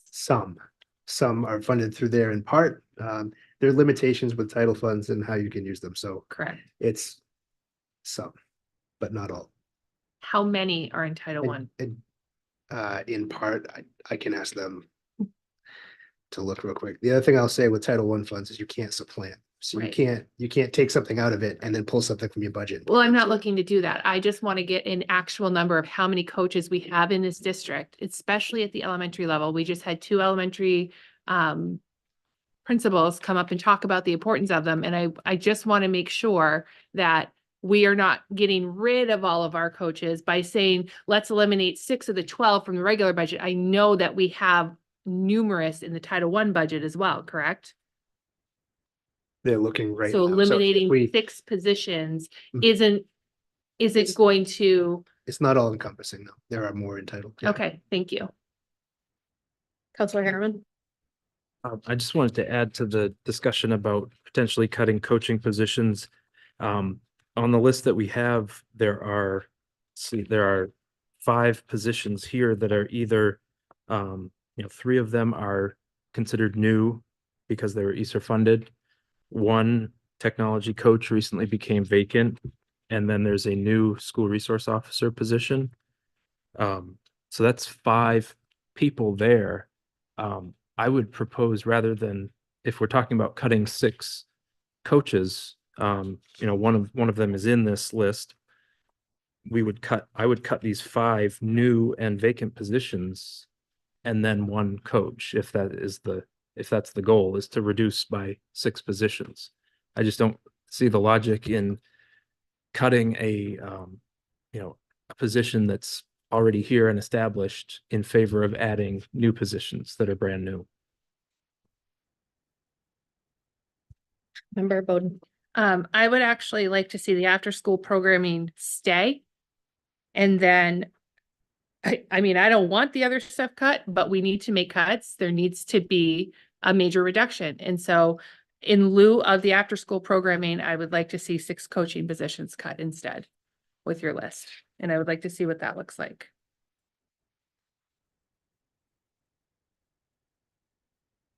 Member Medina? I just have a question about the SRO position. I know that we discussed in the past, and I'm just saying I'm not supportive of an SRO. I think it's important. I do think it's needed. However, we are making very tough decisions right now.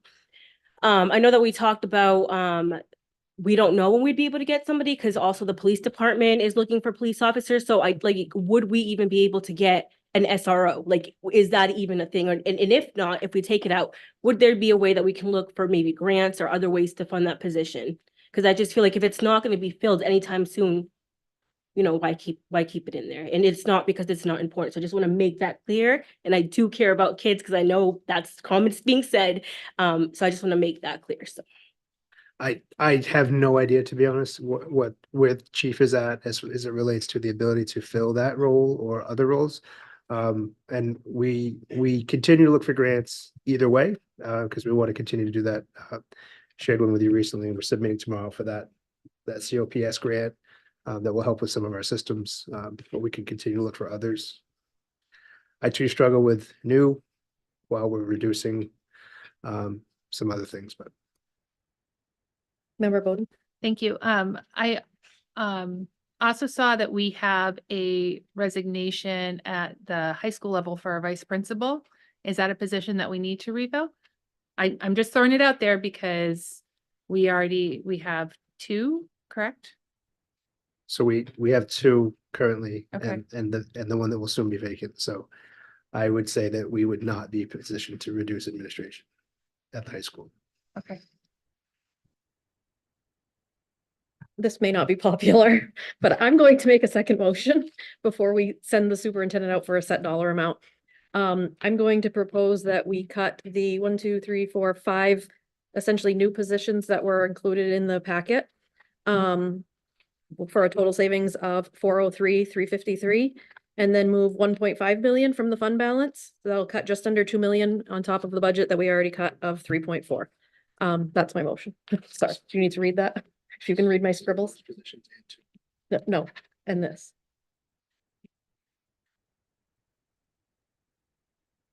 Is there a second? Sorry.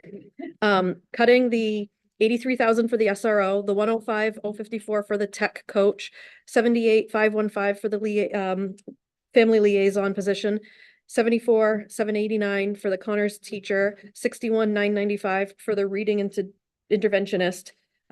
Those are not people currently, correct?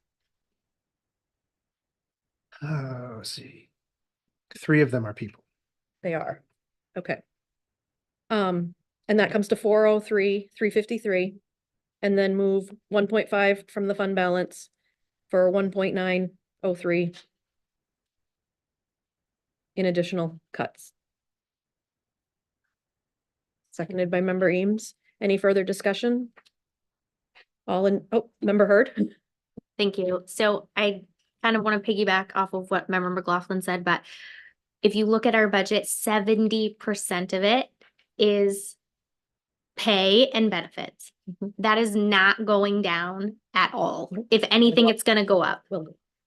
So our contract increases are going to go up, and we're willing to take more of that safety net, which is our fund balance, and put that into this budget to hopefully kick the can down the road to the next budget cycle. Unfortunately, I'm not going to say unfortunately, but I can promise you that not that many citizens of Lewiston that voted this budget down are going to move before the next budget cycle to then approve a budget that you're going to be asking them for a higher local share. It is not smart business. And we need to remember that LPS is a business, and we need to do what is best for our business. And taking that safety net more and more and more, the more you skim off the top, the less there's going to be. And we're going to set ourselves up to be in a bad position in 3 years from now. And I just cannot do that. My hope is that what many of us have already been having the conversation about speaking to our legislative reps, our local reps, and increasing the funding for some of the unfunded mandates that we've had, things like that, which could offset that. And still, that would still leave just under 5 million, 4.7 million in a reserve, in our fund balance. So I hear what you're saying, but I think that these are some of the sacrifices that we need to make. Any further discussion? All in favor? 1, 2, 3, 4. And opposed? 5. Fails. 4 or 5. Who were the no's? The no's were Ashley, Craig, Janet, Phoenix, and Megan.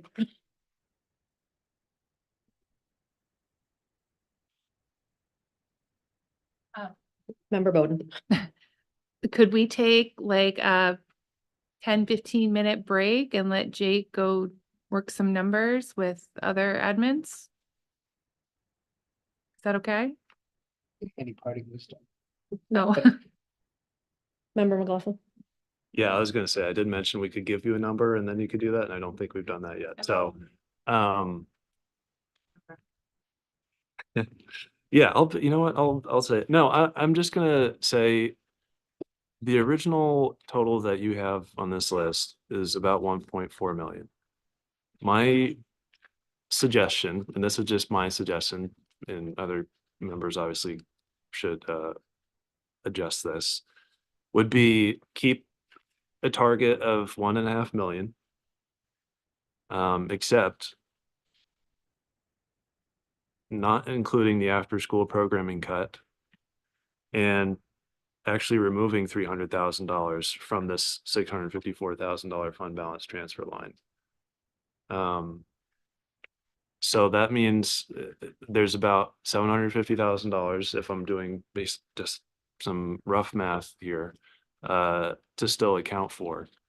And I think coaches can be part of that conversation. And I'd be curious to see where else you might recommend we find that additional amount. And I'm not saying, I think it would be a useful tool to see what it would take to do that. And I'm not saying I will for sure vote for whatever that list is, because but I think it's important to just show like, this is what's going to happen to reach that number. And I honestly, my preference would be that we do find a way to get in that ballpark. That is my sense. So I'm curious how the others feel though, because I could be 1.5 million total. But that's including taking out the after school programming and actually reducing the fund balance transfer as well. And I can say more about that. I feel like I've said a lot of words about fund balance over the last few meetings, but I'll leave it there. Counselor Harriman. I just wanted to add quickly, I don't know where the notion came up of cutting coaches. It just seems overly specific to me. And it hasn't been suggested by staff or admin. The staff members that we have heard from have said how much they like the coaches and how valuable they are. So I'm just, it seems overly specific to me. But if there is a particular reason to cut those positions, I would just like to know more about that and what the reasoning is. Member Bowden. Well, I'm the one that suggested it. So, well, I mean, there's a couple of us that suggested it. I think Member Hurd did too. But I've heard from, oh my gosh, no less than 10 teachers in this district who have in over a span of years. I mean, I've spent a lot of time in our schools, and I've talked to a lot of teachers. I've had family members who are teachers and have left the district and because of the coaching, because there's a lot of reasons, and I've heard from teachers about, I want to word this like carefully, like I understand the value, but I've also heard, they don't have any other specific certifications that make them a coach as opposed to a teacher, if that makes any sense. And I know some teachers have felt like they're being micromanaged by coaches. I've heard a lot of different things. I don't want to like air it all out. I don't want to do that.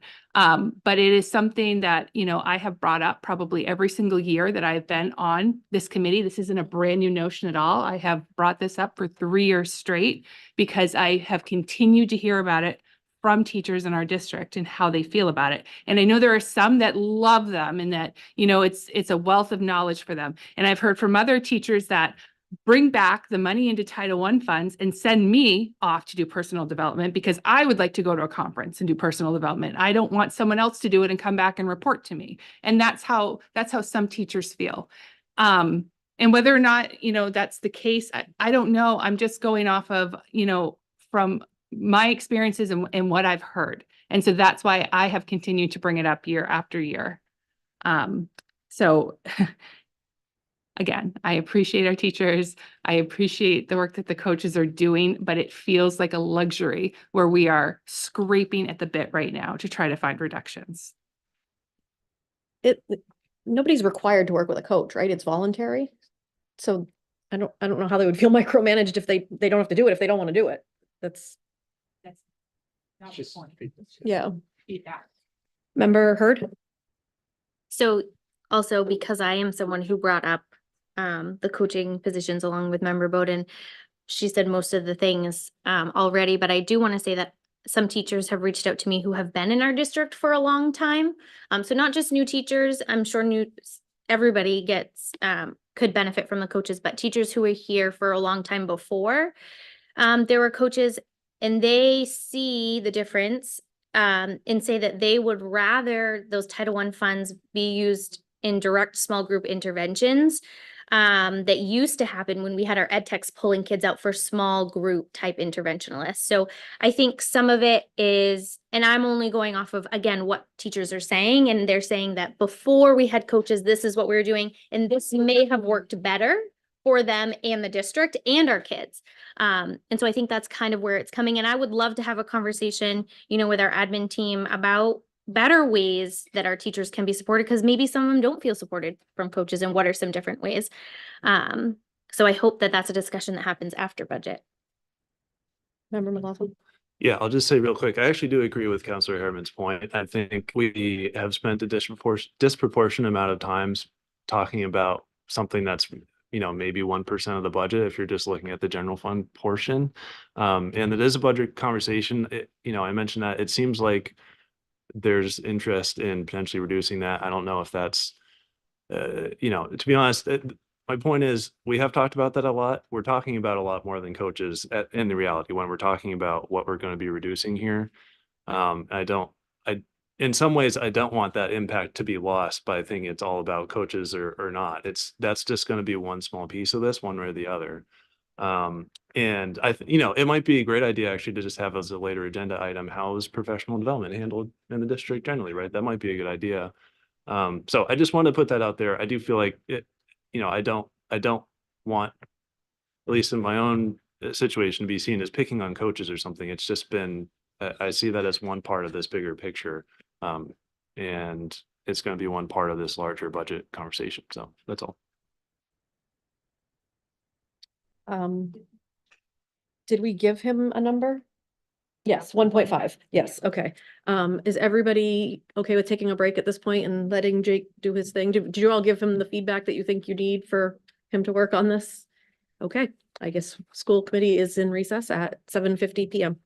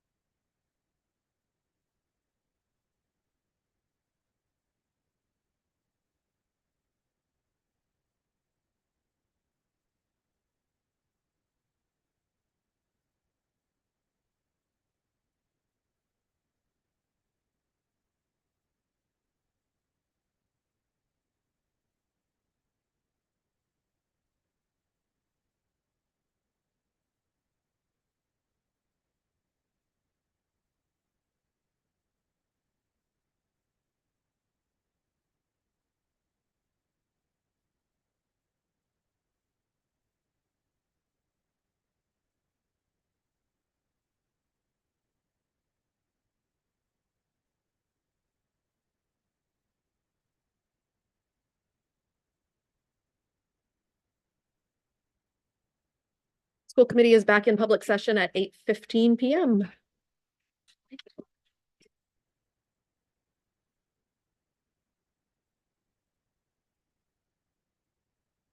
I'm just trying to adjust this to get it on one page so we can all look at it together here. So I had some input, obviously from some of the folks on our management team who are able to be here tonight. But I do think it's critical that we have an opportunity to have more conversation with our management team. But I think this will at least get us started. See how much bigger I can go. Nope.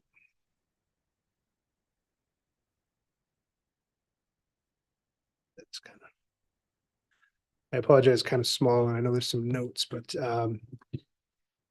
so here's what we are bringing back to you. Again, I don't think anybody here feels good about any of this, but it's the work that we need to do. So we left in the family liaison. Again, it's currently vacant. The student resource position to a grant as a possibility. Again, that's a 1-year piece. The Connors grade level teacher for 74. A coach reduction, we did some math, so that 350 represents 4 positions. The school resource officer for 83. I think I had this note right that someone had said no more than 300 in fund balance, or try to keep 354 back, so there's 300 there.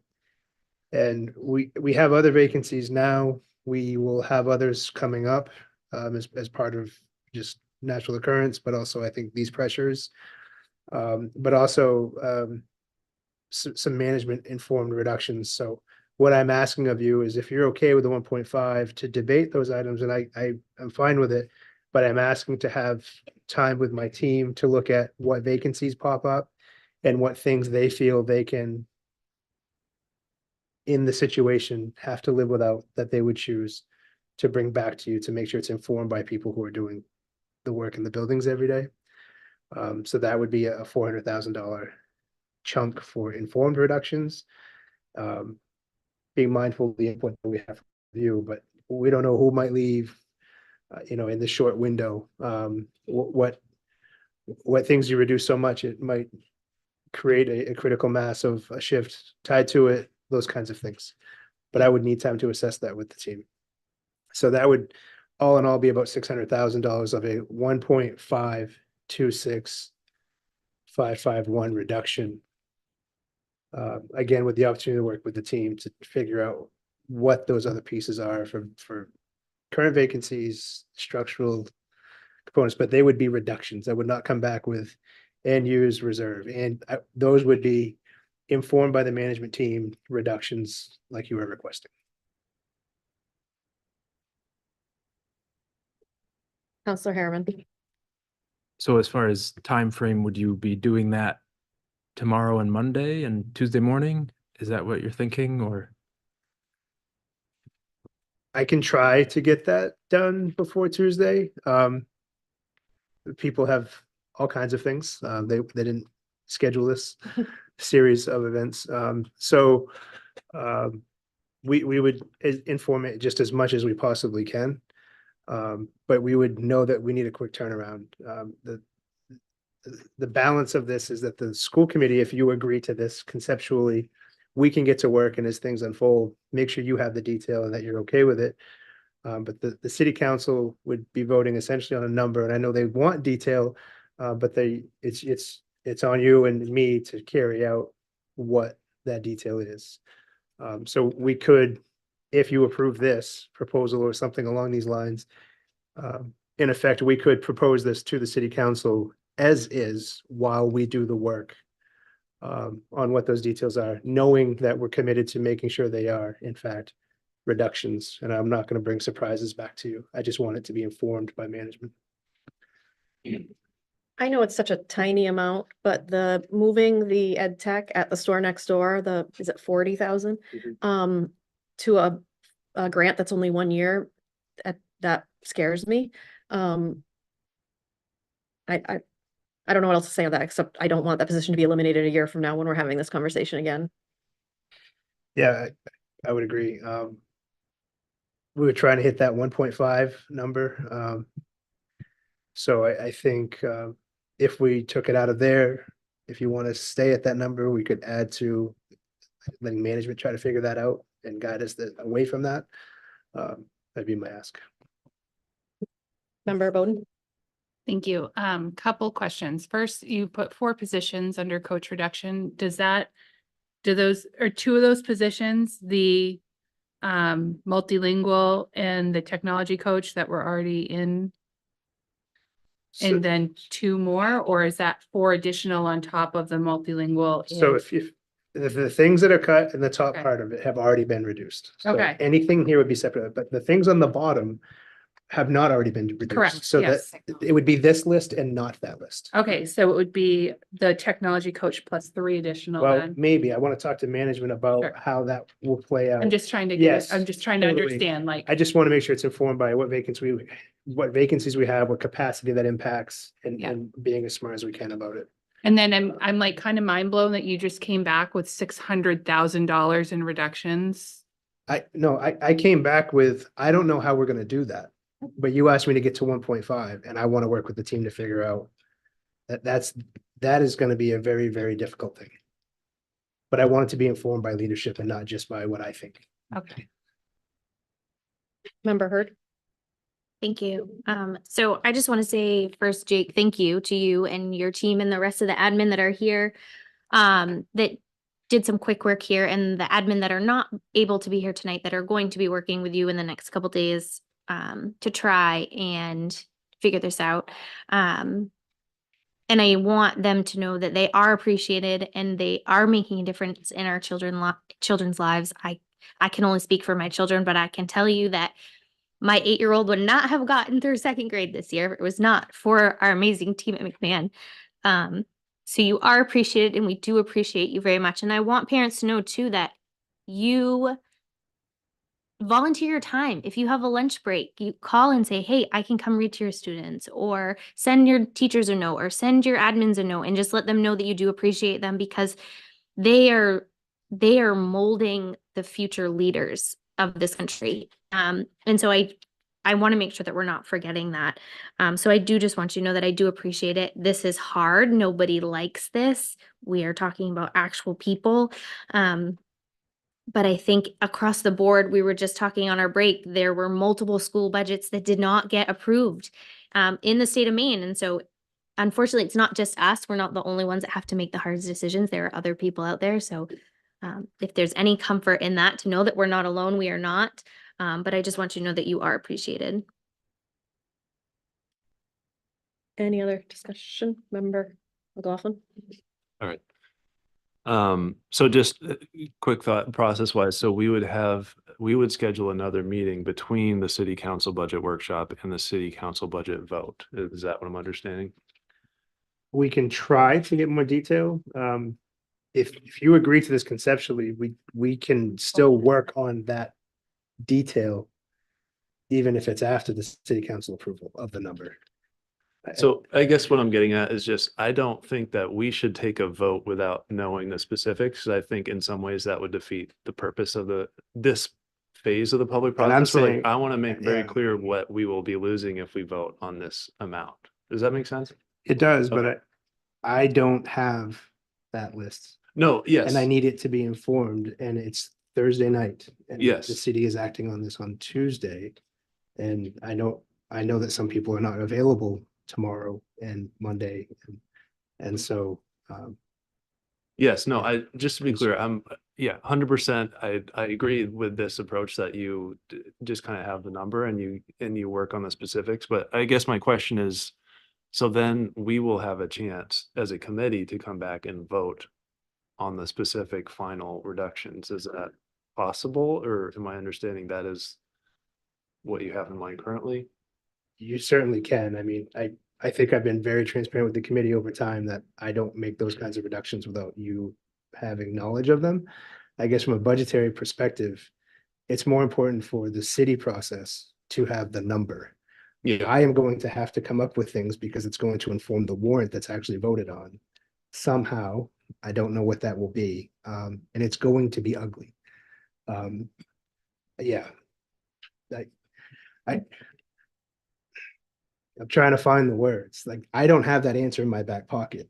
That is going to talk about programmatic dysfunction, breaking apart, people losing jobs, all kinds of ugliness to find that $600,000.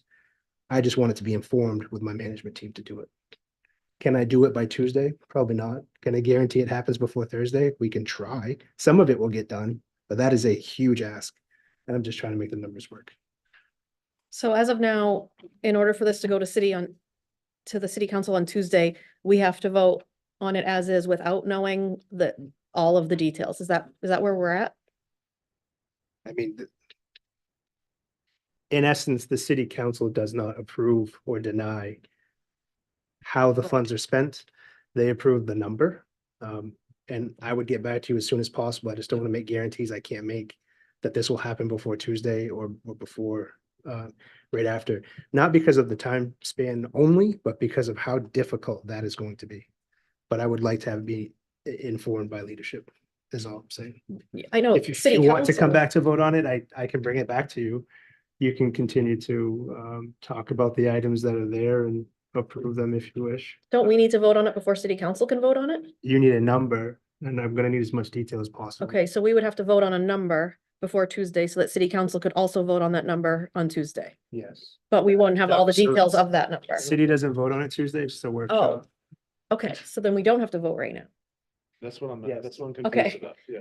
The structurally, my understanding is I cannot present a number to the city council until the school committee has approved a number.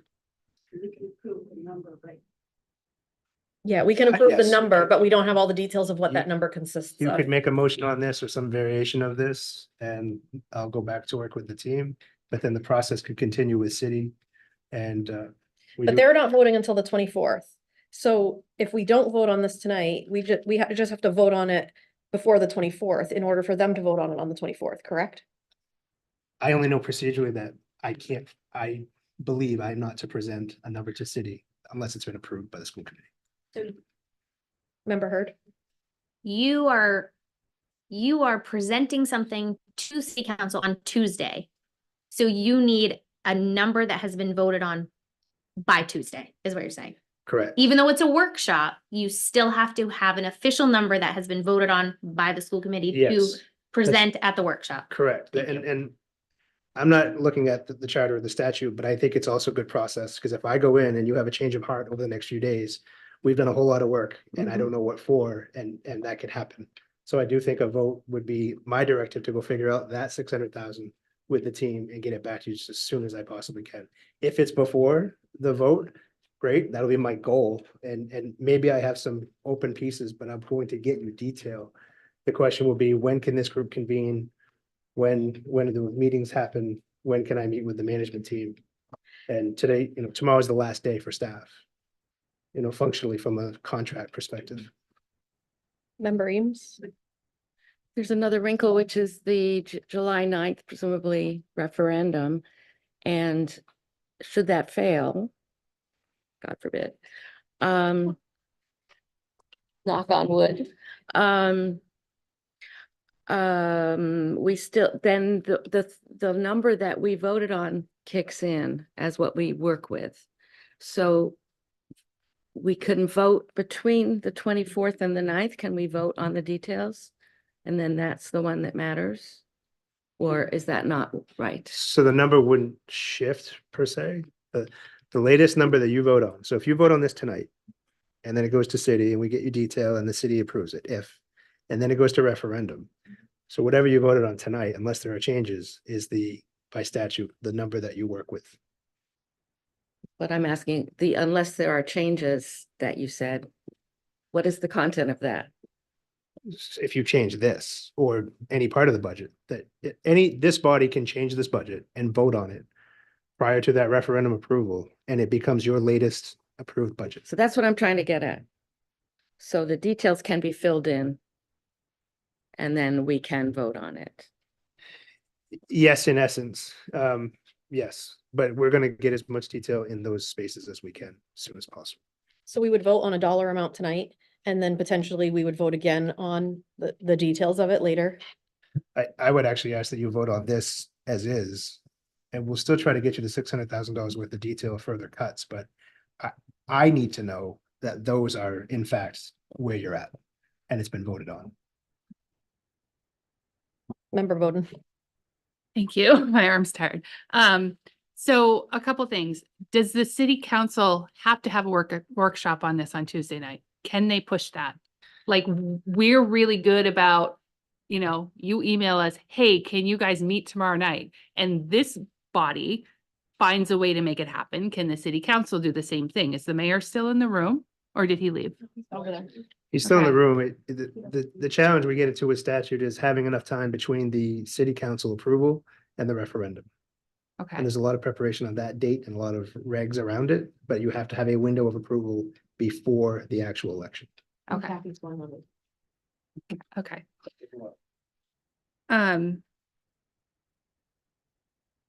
my hand up so long, I forgot what I was gonna say. So, oh, I was gonna ask this additional reduction, so this 1.5 million. Just want to double check our local share again, our local minimum share, like we're still good with this reduction, correct? Yes, we would be. Okay. And so I guess for me, I don't know what else we do. I mean, that to me seems like a reasonable number that I think I would hope that the people in Lewiston can get behind an additional 1.5 million. So I want to let other people speak, so I won't make a motion yet, but I guess that's kind of the route we're gonna have to go. Anyone else has something to say? Member Hurd.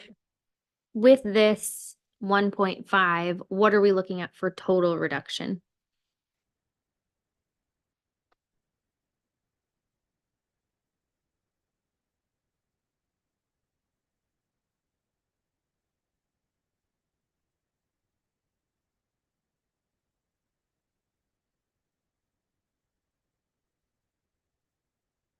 Adam, off the top, if we went to, are you talking proposed budget to current date? He's gonna have to dig for some files, but can we find the proposed, so early March to now with the differences? I just want the general public to know like what we have cut. So where we're at, what, like, I just Superintendent want a budget. number so that the general public knows, so they can't come back and say, well, you have to cut more. I mean, and they don't, not everybody sees the whole process like we do, they're not in it. They don't get the big binder like we do, but what are we looking at for what we've reduced or cut in the budget for, what's the actual number? Counselor Harriman. Thank you. So I don't know if this sheet is the right thing, but the original recommended budget was $111,187,082, according to this. That was the very first. That's dated at the bottom March. This is April 9th. So that's already that's got, what that West- has reductions in it already. Okay.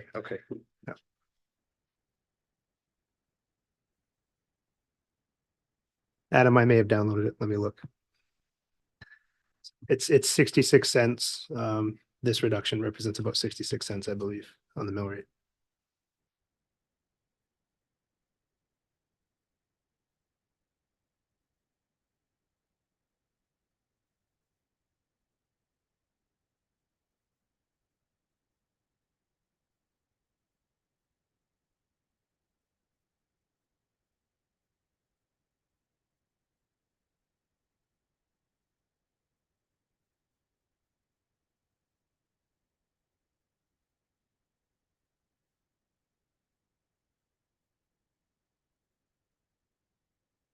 Just real quick, I mean, I think what I would be curious to know, which I think is maybe what Member Hurd is getting at, is from the superintendent's budget. So the original proposal that represents the administration's take on, this is what a reasonable budget to have a good school system, not huge spending would be.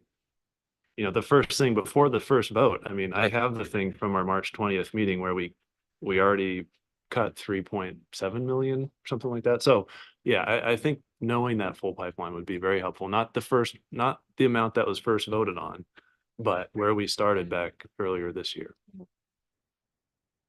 And if my math is right, we're going from we're currently at a $30 mill rate right now, right? And this would be an increase of $1.84, so 31.84.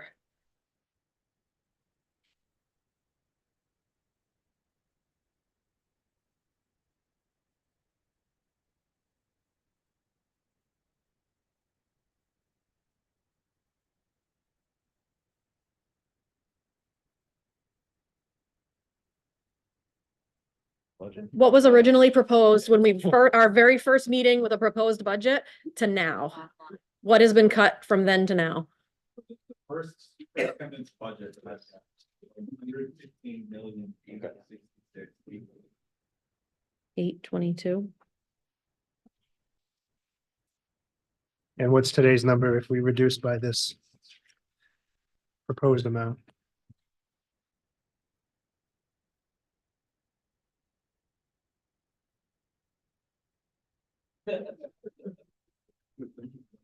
Mr. Mayor, I think you're making him nervous.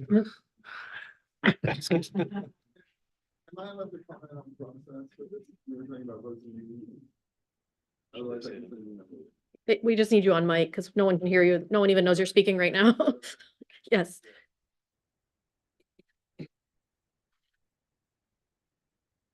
Hello.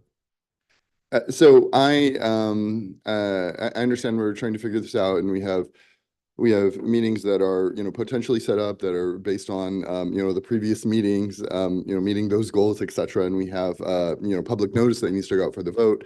I am uncomfortable with there's been a lot of discussion, from the school committee about, and rightly so, about what exactly to cut and what needs to say and what people's priorities are.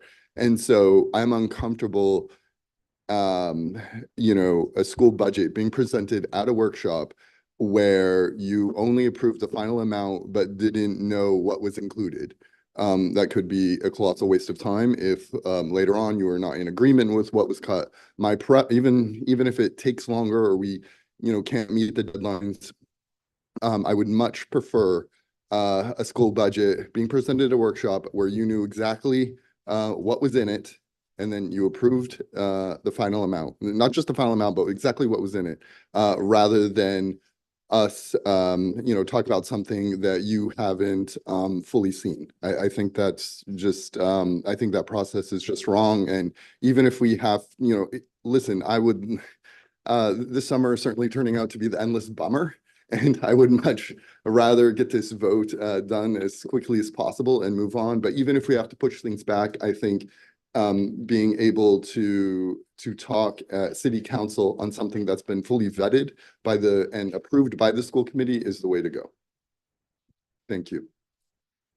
Thank you. Counselor Harriman. Thank you. I wonder if we just skipped the workshop on the 18th and presented, the city council is supposed to meet on the 24th in a special meeting to approve whatever we approve. If we just skip the workshop on the 18th, present to city council on the 24th, and city council will vote then. It's not like they're going to get the budget that night. It's going to come out in the agenda packet a few days beforehand. So that seems like a reasonable amount of time. I guess the question is whether the school committee meets again in the meantime before the 24th and votes on a more specific budget than just this number with some unknowns. We're not scheduled to meet again between now and then, but that doesn't mean we can't. No, if that would be a city call as far as hearing the information and voting on the same night. I was of the impression that city council did not prefer to do that. They preferred to hear it, have some time, and then vote. In the past, we did just go present and then there was a vote, but I don't know what the stance of the city council would be on that. That would give us time to meet again and have it be informed and not just, working in a silo. If we have the option of one or the other, I would rather vote on it when we know the details and then go to city council. But if that isn't doable because of people have summer schedules and whatever else is all going on, I don't know if that's doable or not, but I would prefer it that way if it is doable. I don't know if anyone else has any opinion on that. Member Bowden? I like Counselor Harriman's idea, and I kind of got that gist from the mayor as well. I don't know who makes their schedule or who comes up with that, but I'd kind of like to get an answer on that, because I do agree with the mayor. I think we should have a vote on itemized things, not just a number. I'm comfortable with the number. I'm not comfortable with what that $600,000 represents, because it's so vague, and you seem extremely uncomfortable and nervous, Jake. So that, I don't really get nervous often, but I am uncomfortable with what the makeup of that will be. Yeah. That's why I'm saying I need time, because that is, when I say ugly, I mean, that's going to be ugly. I'm not nervous about it. We can do the work, but if I look like I have some angst about it, I do. I said before the last referendum, I don't have $600,000 that we can do without people and programs taking a hit. This will impact more people and more programs. so I do think that, I think that as a school committee, I think we should meet again with, like next week, with a clearer idea on what that $600,000 means. If you can come up with that for us. I'm not comfortable voting on that tonight. And I would like to know the answer to we started with the 115. Is that why you came to the podium? I'd love to know that answer. What we're down Okay. to. So if I just did my spreadsheets correctly, and give me a little grace, but this should be right. We'd be down to a total budget of 109,958,498. So that's a budget to budget reduction from the very first number we started with of $5.9 million.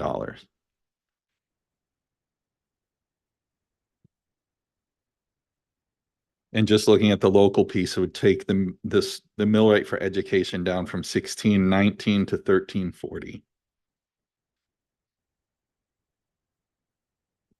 So that's a $2.79 reduction in there. Thank you, Adam. Do any committee members feel strongly one way or another voting tonight without knowing the details, or having another meeting between now and the 24th and waiting to vote on it when we have the details? Member Medina? I would rather wait. Okay, does everybody seem to be in agreement to wait? Okay, so then we don't need to vote tonight. So are we done? Is this it? So I think for this agenda item, we are all set, and I will work with the team as quickly as possible to figure out what we can do for another meeting and have that be informed. All right, agenda item number 6 is to enter in, sorry, I was gonna open up for public comment really quickly. I forgot. That was asked. Yes. Don't get me wrong, I would love to make the 9th work for a vote, but if it can't, it can't. And so I understand you need more time, and you should definitely have time to, in my humble opinion, time to consult with management.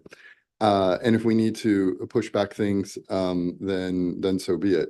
I do think a workshop is important, not just for the city council, but for the public as well, because it will take time for people to to get word about the information and what's changed, and that kind of builds in that time. And so I advocated for a workshop. That's why it was presented to you. So I do think that we need a workshop. I understand Councilor Harriman's point. We could certainly just vote on it, but a workshop would be preferable. And if we, based on what we're hearing tonight, if we need a new timeline, then we need a new timeline. Thank you. And historically, the city council has received a workshop and then voted on it the same night. So we think that should also be fine. Yes. I do it wrong every time. It's already on. Okay. Kennedy Raymond. I'm a 4th grade teacher at Connors Elementary School. Actually just drove in my car and came after listening at home because of all of the concerns I have about everything that you're talking about tonight. I have a lot of hesitancy around a lot of it, but I just want to first speak on the Connors specific position that's being proposed to be cut. I don't know exactly what this position is. However, I am assuming that this position is one that we have historically used as like a looping position for a larger class. My understanding is those funds were running out this year because they were ESSER funds. We have a particularly large class that's about to enter into fourth grade, which is the grade that I teach. And if this is the position, again, I'm not 100% sure that that's what it is. I would be looking at a class size of 25 students again. I spoke to you in the fall about how unsustainable that is. So I have really, really huge concerns about cutting any teachers at Connors. The equity across the district was better after I came to speak to you in the fall, but it's still not the same across the district. Additionally, there's been a lot of conversation around coaches, and I apologize I didn't get all my thoughts written down, but I just want to offer the perspective of a teacher who uses coaches every single year. I will be entering my 7th year teaching in this district, and every single year I've worked in multiple coaching cycles with both my literacy coach and my math coach. They haven't been the same person the entire time that I've been here. The coaches are experts in their craft, and while they might not hold specific degrees to instructional coaching, they do receive PD and take advantage of opportunities that make them experts. They help first year teachers, yes, navigate the demands of running a classroom, which is you never get your head above water your first year, but they also help veteran teachers like myself hone in on our crafts. This year I worked with our math coach on integrating technology into our math classroom. We used robots and coding to have students look at fractions and how can we add fractions. Students coded robots to go around the Lewiston neighborhood to add and subtract fractions based on gas mileage. I worked with my literacy coach on learning how to use decodable text based on the science of reading. And I'm just really, really concerned that there are a lot of people speaking to coaches who don't see the work that they do every single day in our schools, and the work that they do is huge. That's all I got for you. Thank you. Matthew Agron, Ward 4. Something that's going to sound really scary to everyone who knows me. I agree with a lot of what Carl said tonight about the fact that you guys can't bring a budget that's a pig in a poke forward. It's irresponsible. But I also think you guys need to schedule, when it does go to the city council, a separate workshop night, because there are going to be people who are going to question and have questions, and it might take somebody 24 hours to go, hey, wait, we just cut what? Because you guys don't even right now know what's being cut. A lot of people who are going to see this are going to see it the first time when it's done presented to the city council. And they're going to go, oh my God, we just cut little Jimmy's program. So I think you guys should schedule a workshop at least 2 nights before you do the vote. Thank you.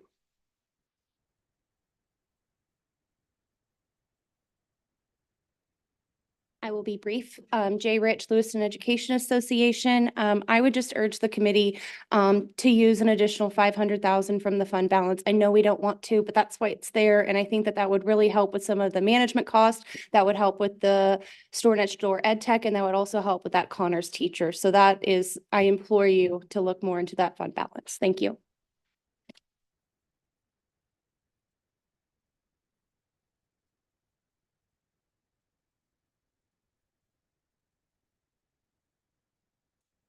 Luke Jensen, 11 Sylvan Avenue, Ward 5. I just wanted to, speak and say that I definitely wouldn't be in favor of cutting any positions. What the district has really going for it compared to other districts is the support we provide to students, and we just can't do that without the people. And I can tell you the people that work there now, or most of them are overworked as is. And if we cut positions, it will add extra work. And you guys have a pretty solemn duty here.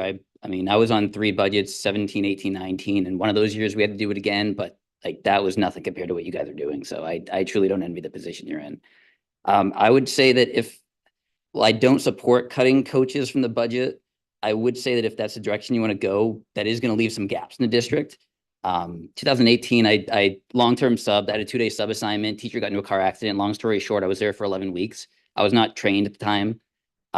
Without an instructional coach, that would have been 11 weeks that those students would not have gotten probably the best education that they could have. In a best case scenario, when you have a long-term absence, even if it's planned like a maternity leave, you might have a former teacher be able to come in long-term sub, and that's the best situation. That's awesome. That's perfect. Most cases that doesn't happen, and you get a regular sub who's not teacher trained, or you get you know, an ed tech that, because you can't find someone to fill the position, so you move an ed tech to that spot. An ed tech who's also not trained to be a teacher. And so without having instructional coaches, that does leave a gap for someone to step in and help that person. And right now, I don't know if you guys have a plan of who that would be, but that is a huge gap that you make sure that you want to cover if that's the direction you want to go. But again, I truly hope you don't cut those positions.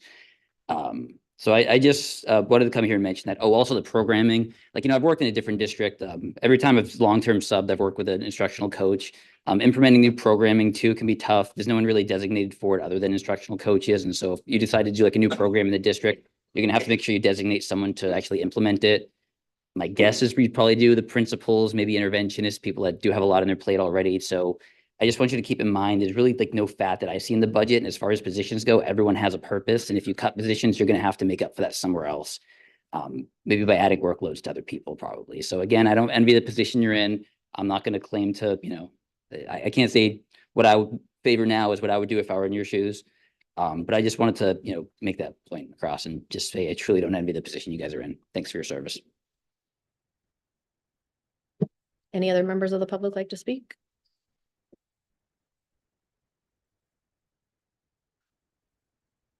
Hey, Roderick from Ward 6. I've been listening to you guys do the budget all night, and you got down, you don't have enough to get the people of Lewiston to go for. You've got to find cuts that you can do. Nobody wants to get rid of nothing. That's obvious. But the people of Lewiston just can't afford it no more.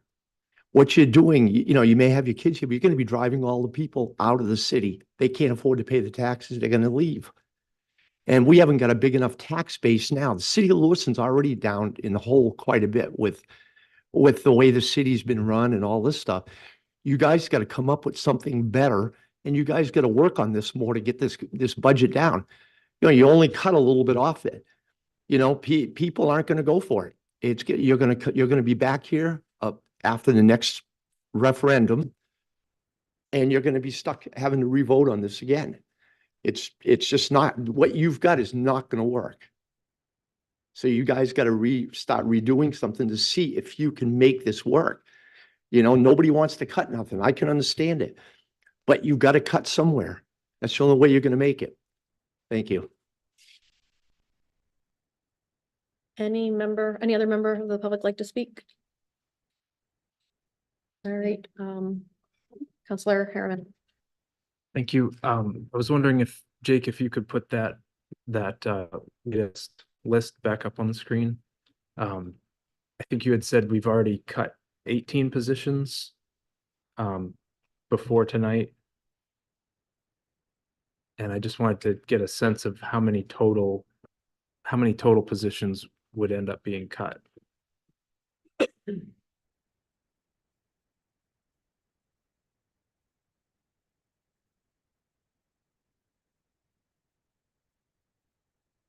So it looks, so if we have cut 18 already, and then there's 1, 2, 3, 7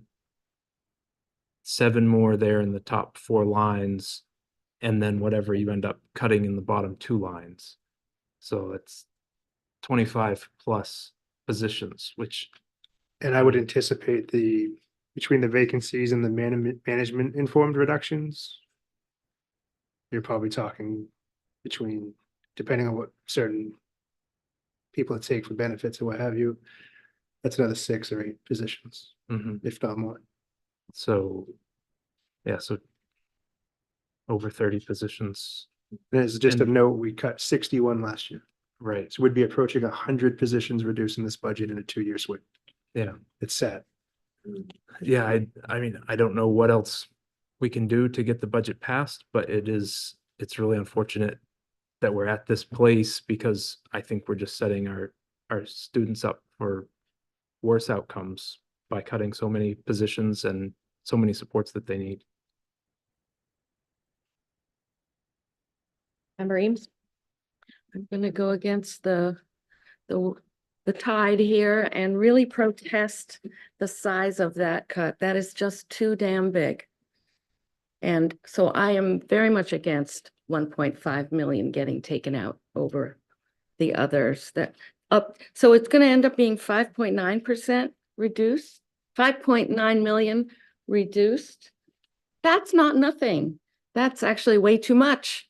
I think we should be, I mean, even 5 is too much. So I am very much against this proposal and will most likely vote against it because we can't afford to lose that amount of money, those amount of teachers, those people working with our kids. Our kids deserve better. And I'm not going to be party to this movement to cut it. So that's my position. Any further discussion?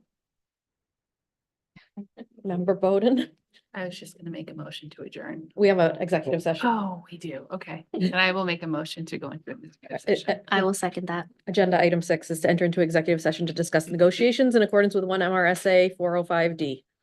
Made by Member Bowden, seconded by Member Hurd. All in favor?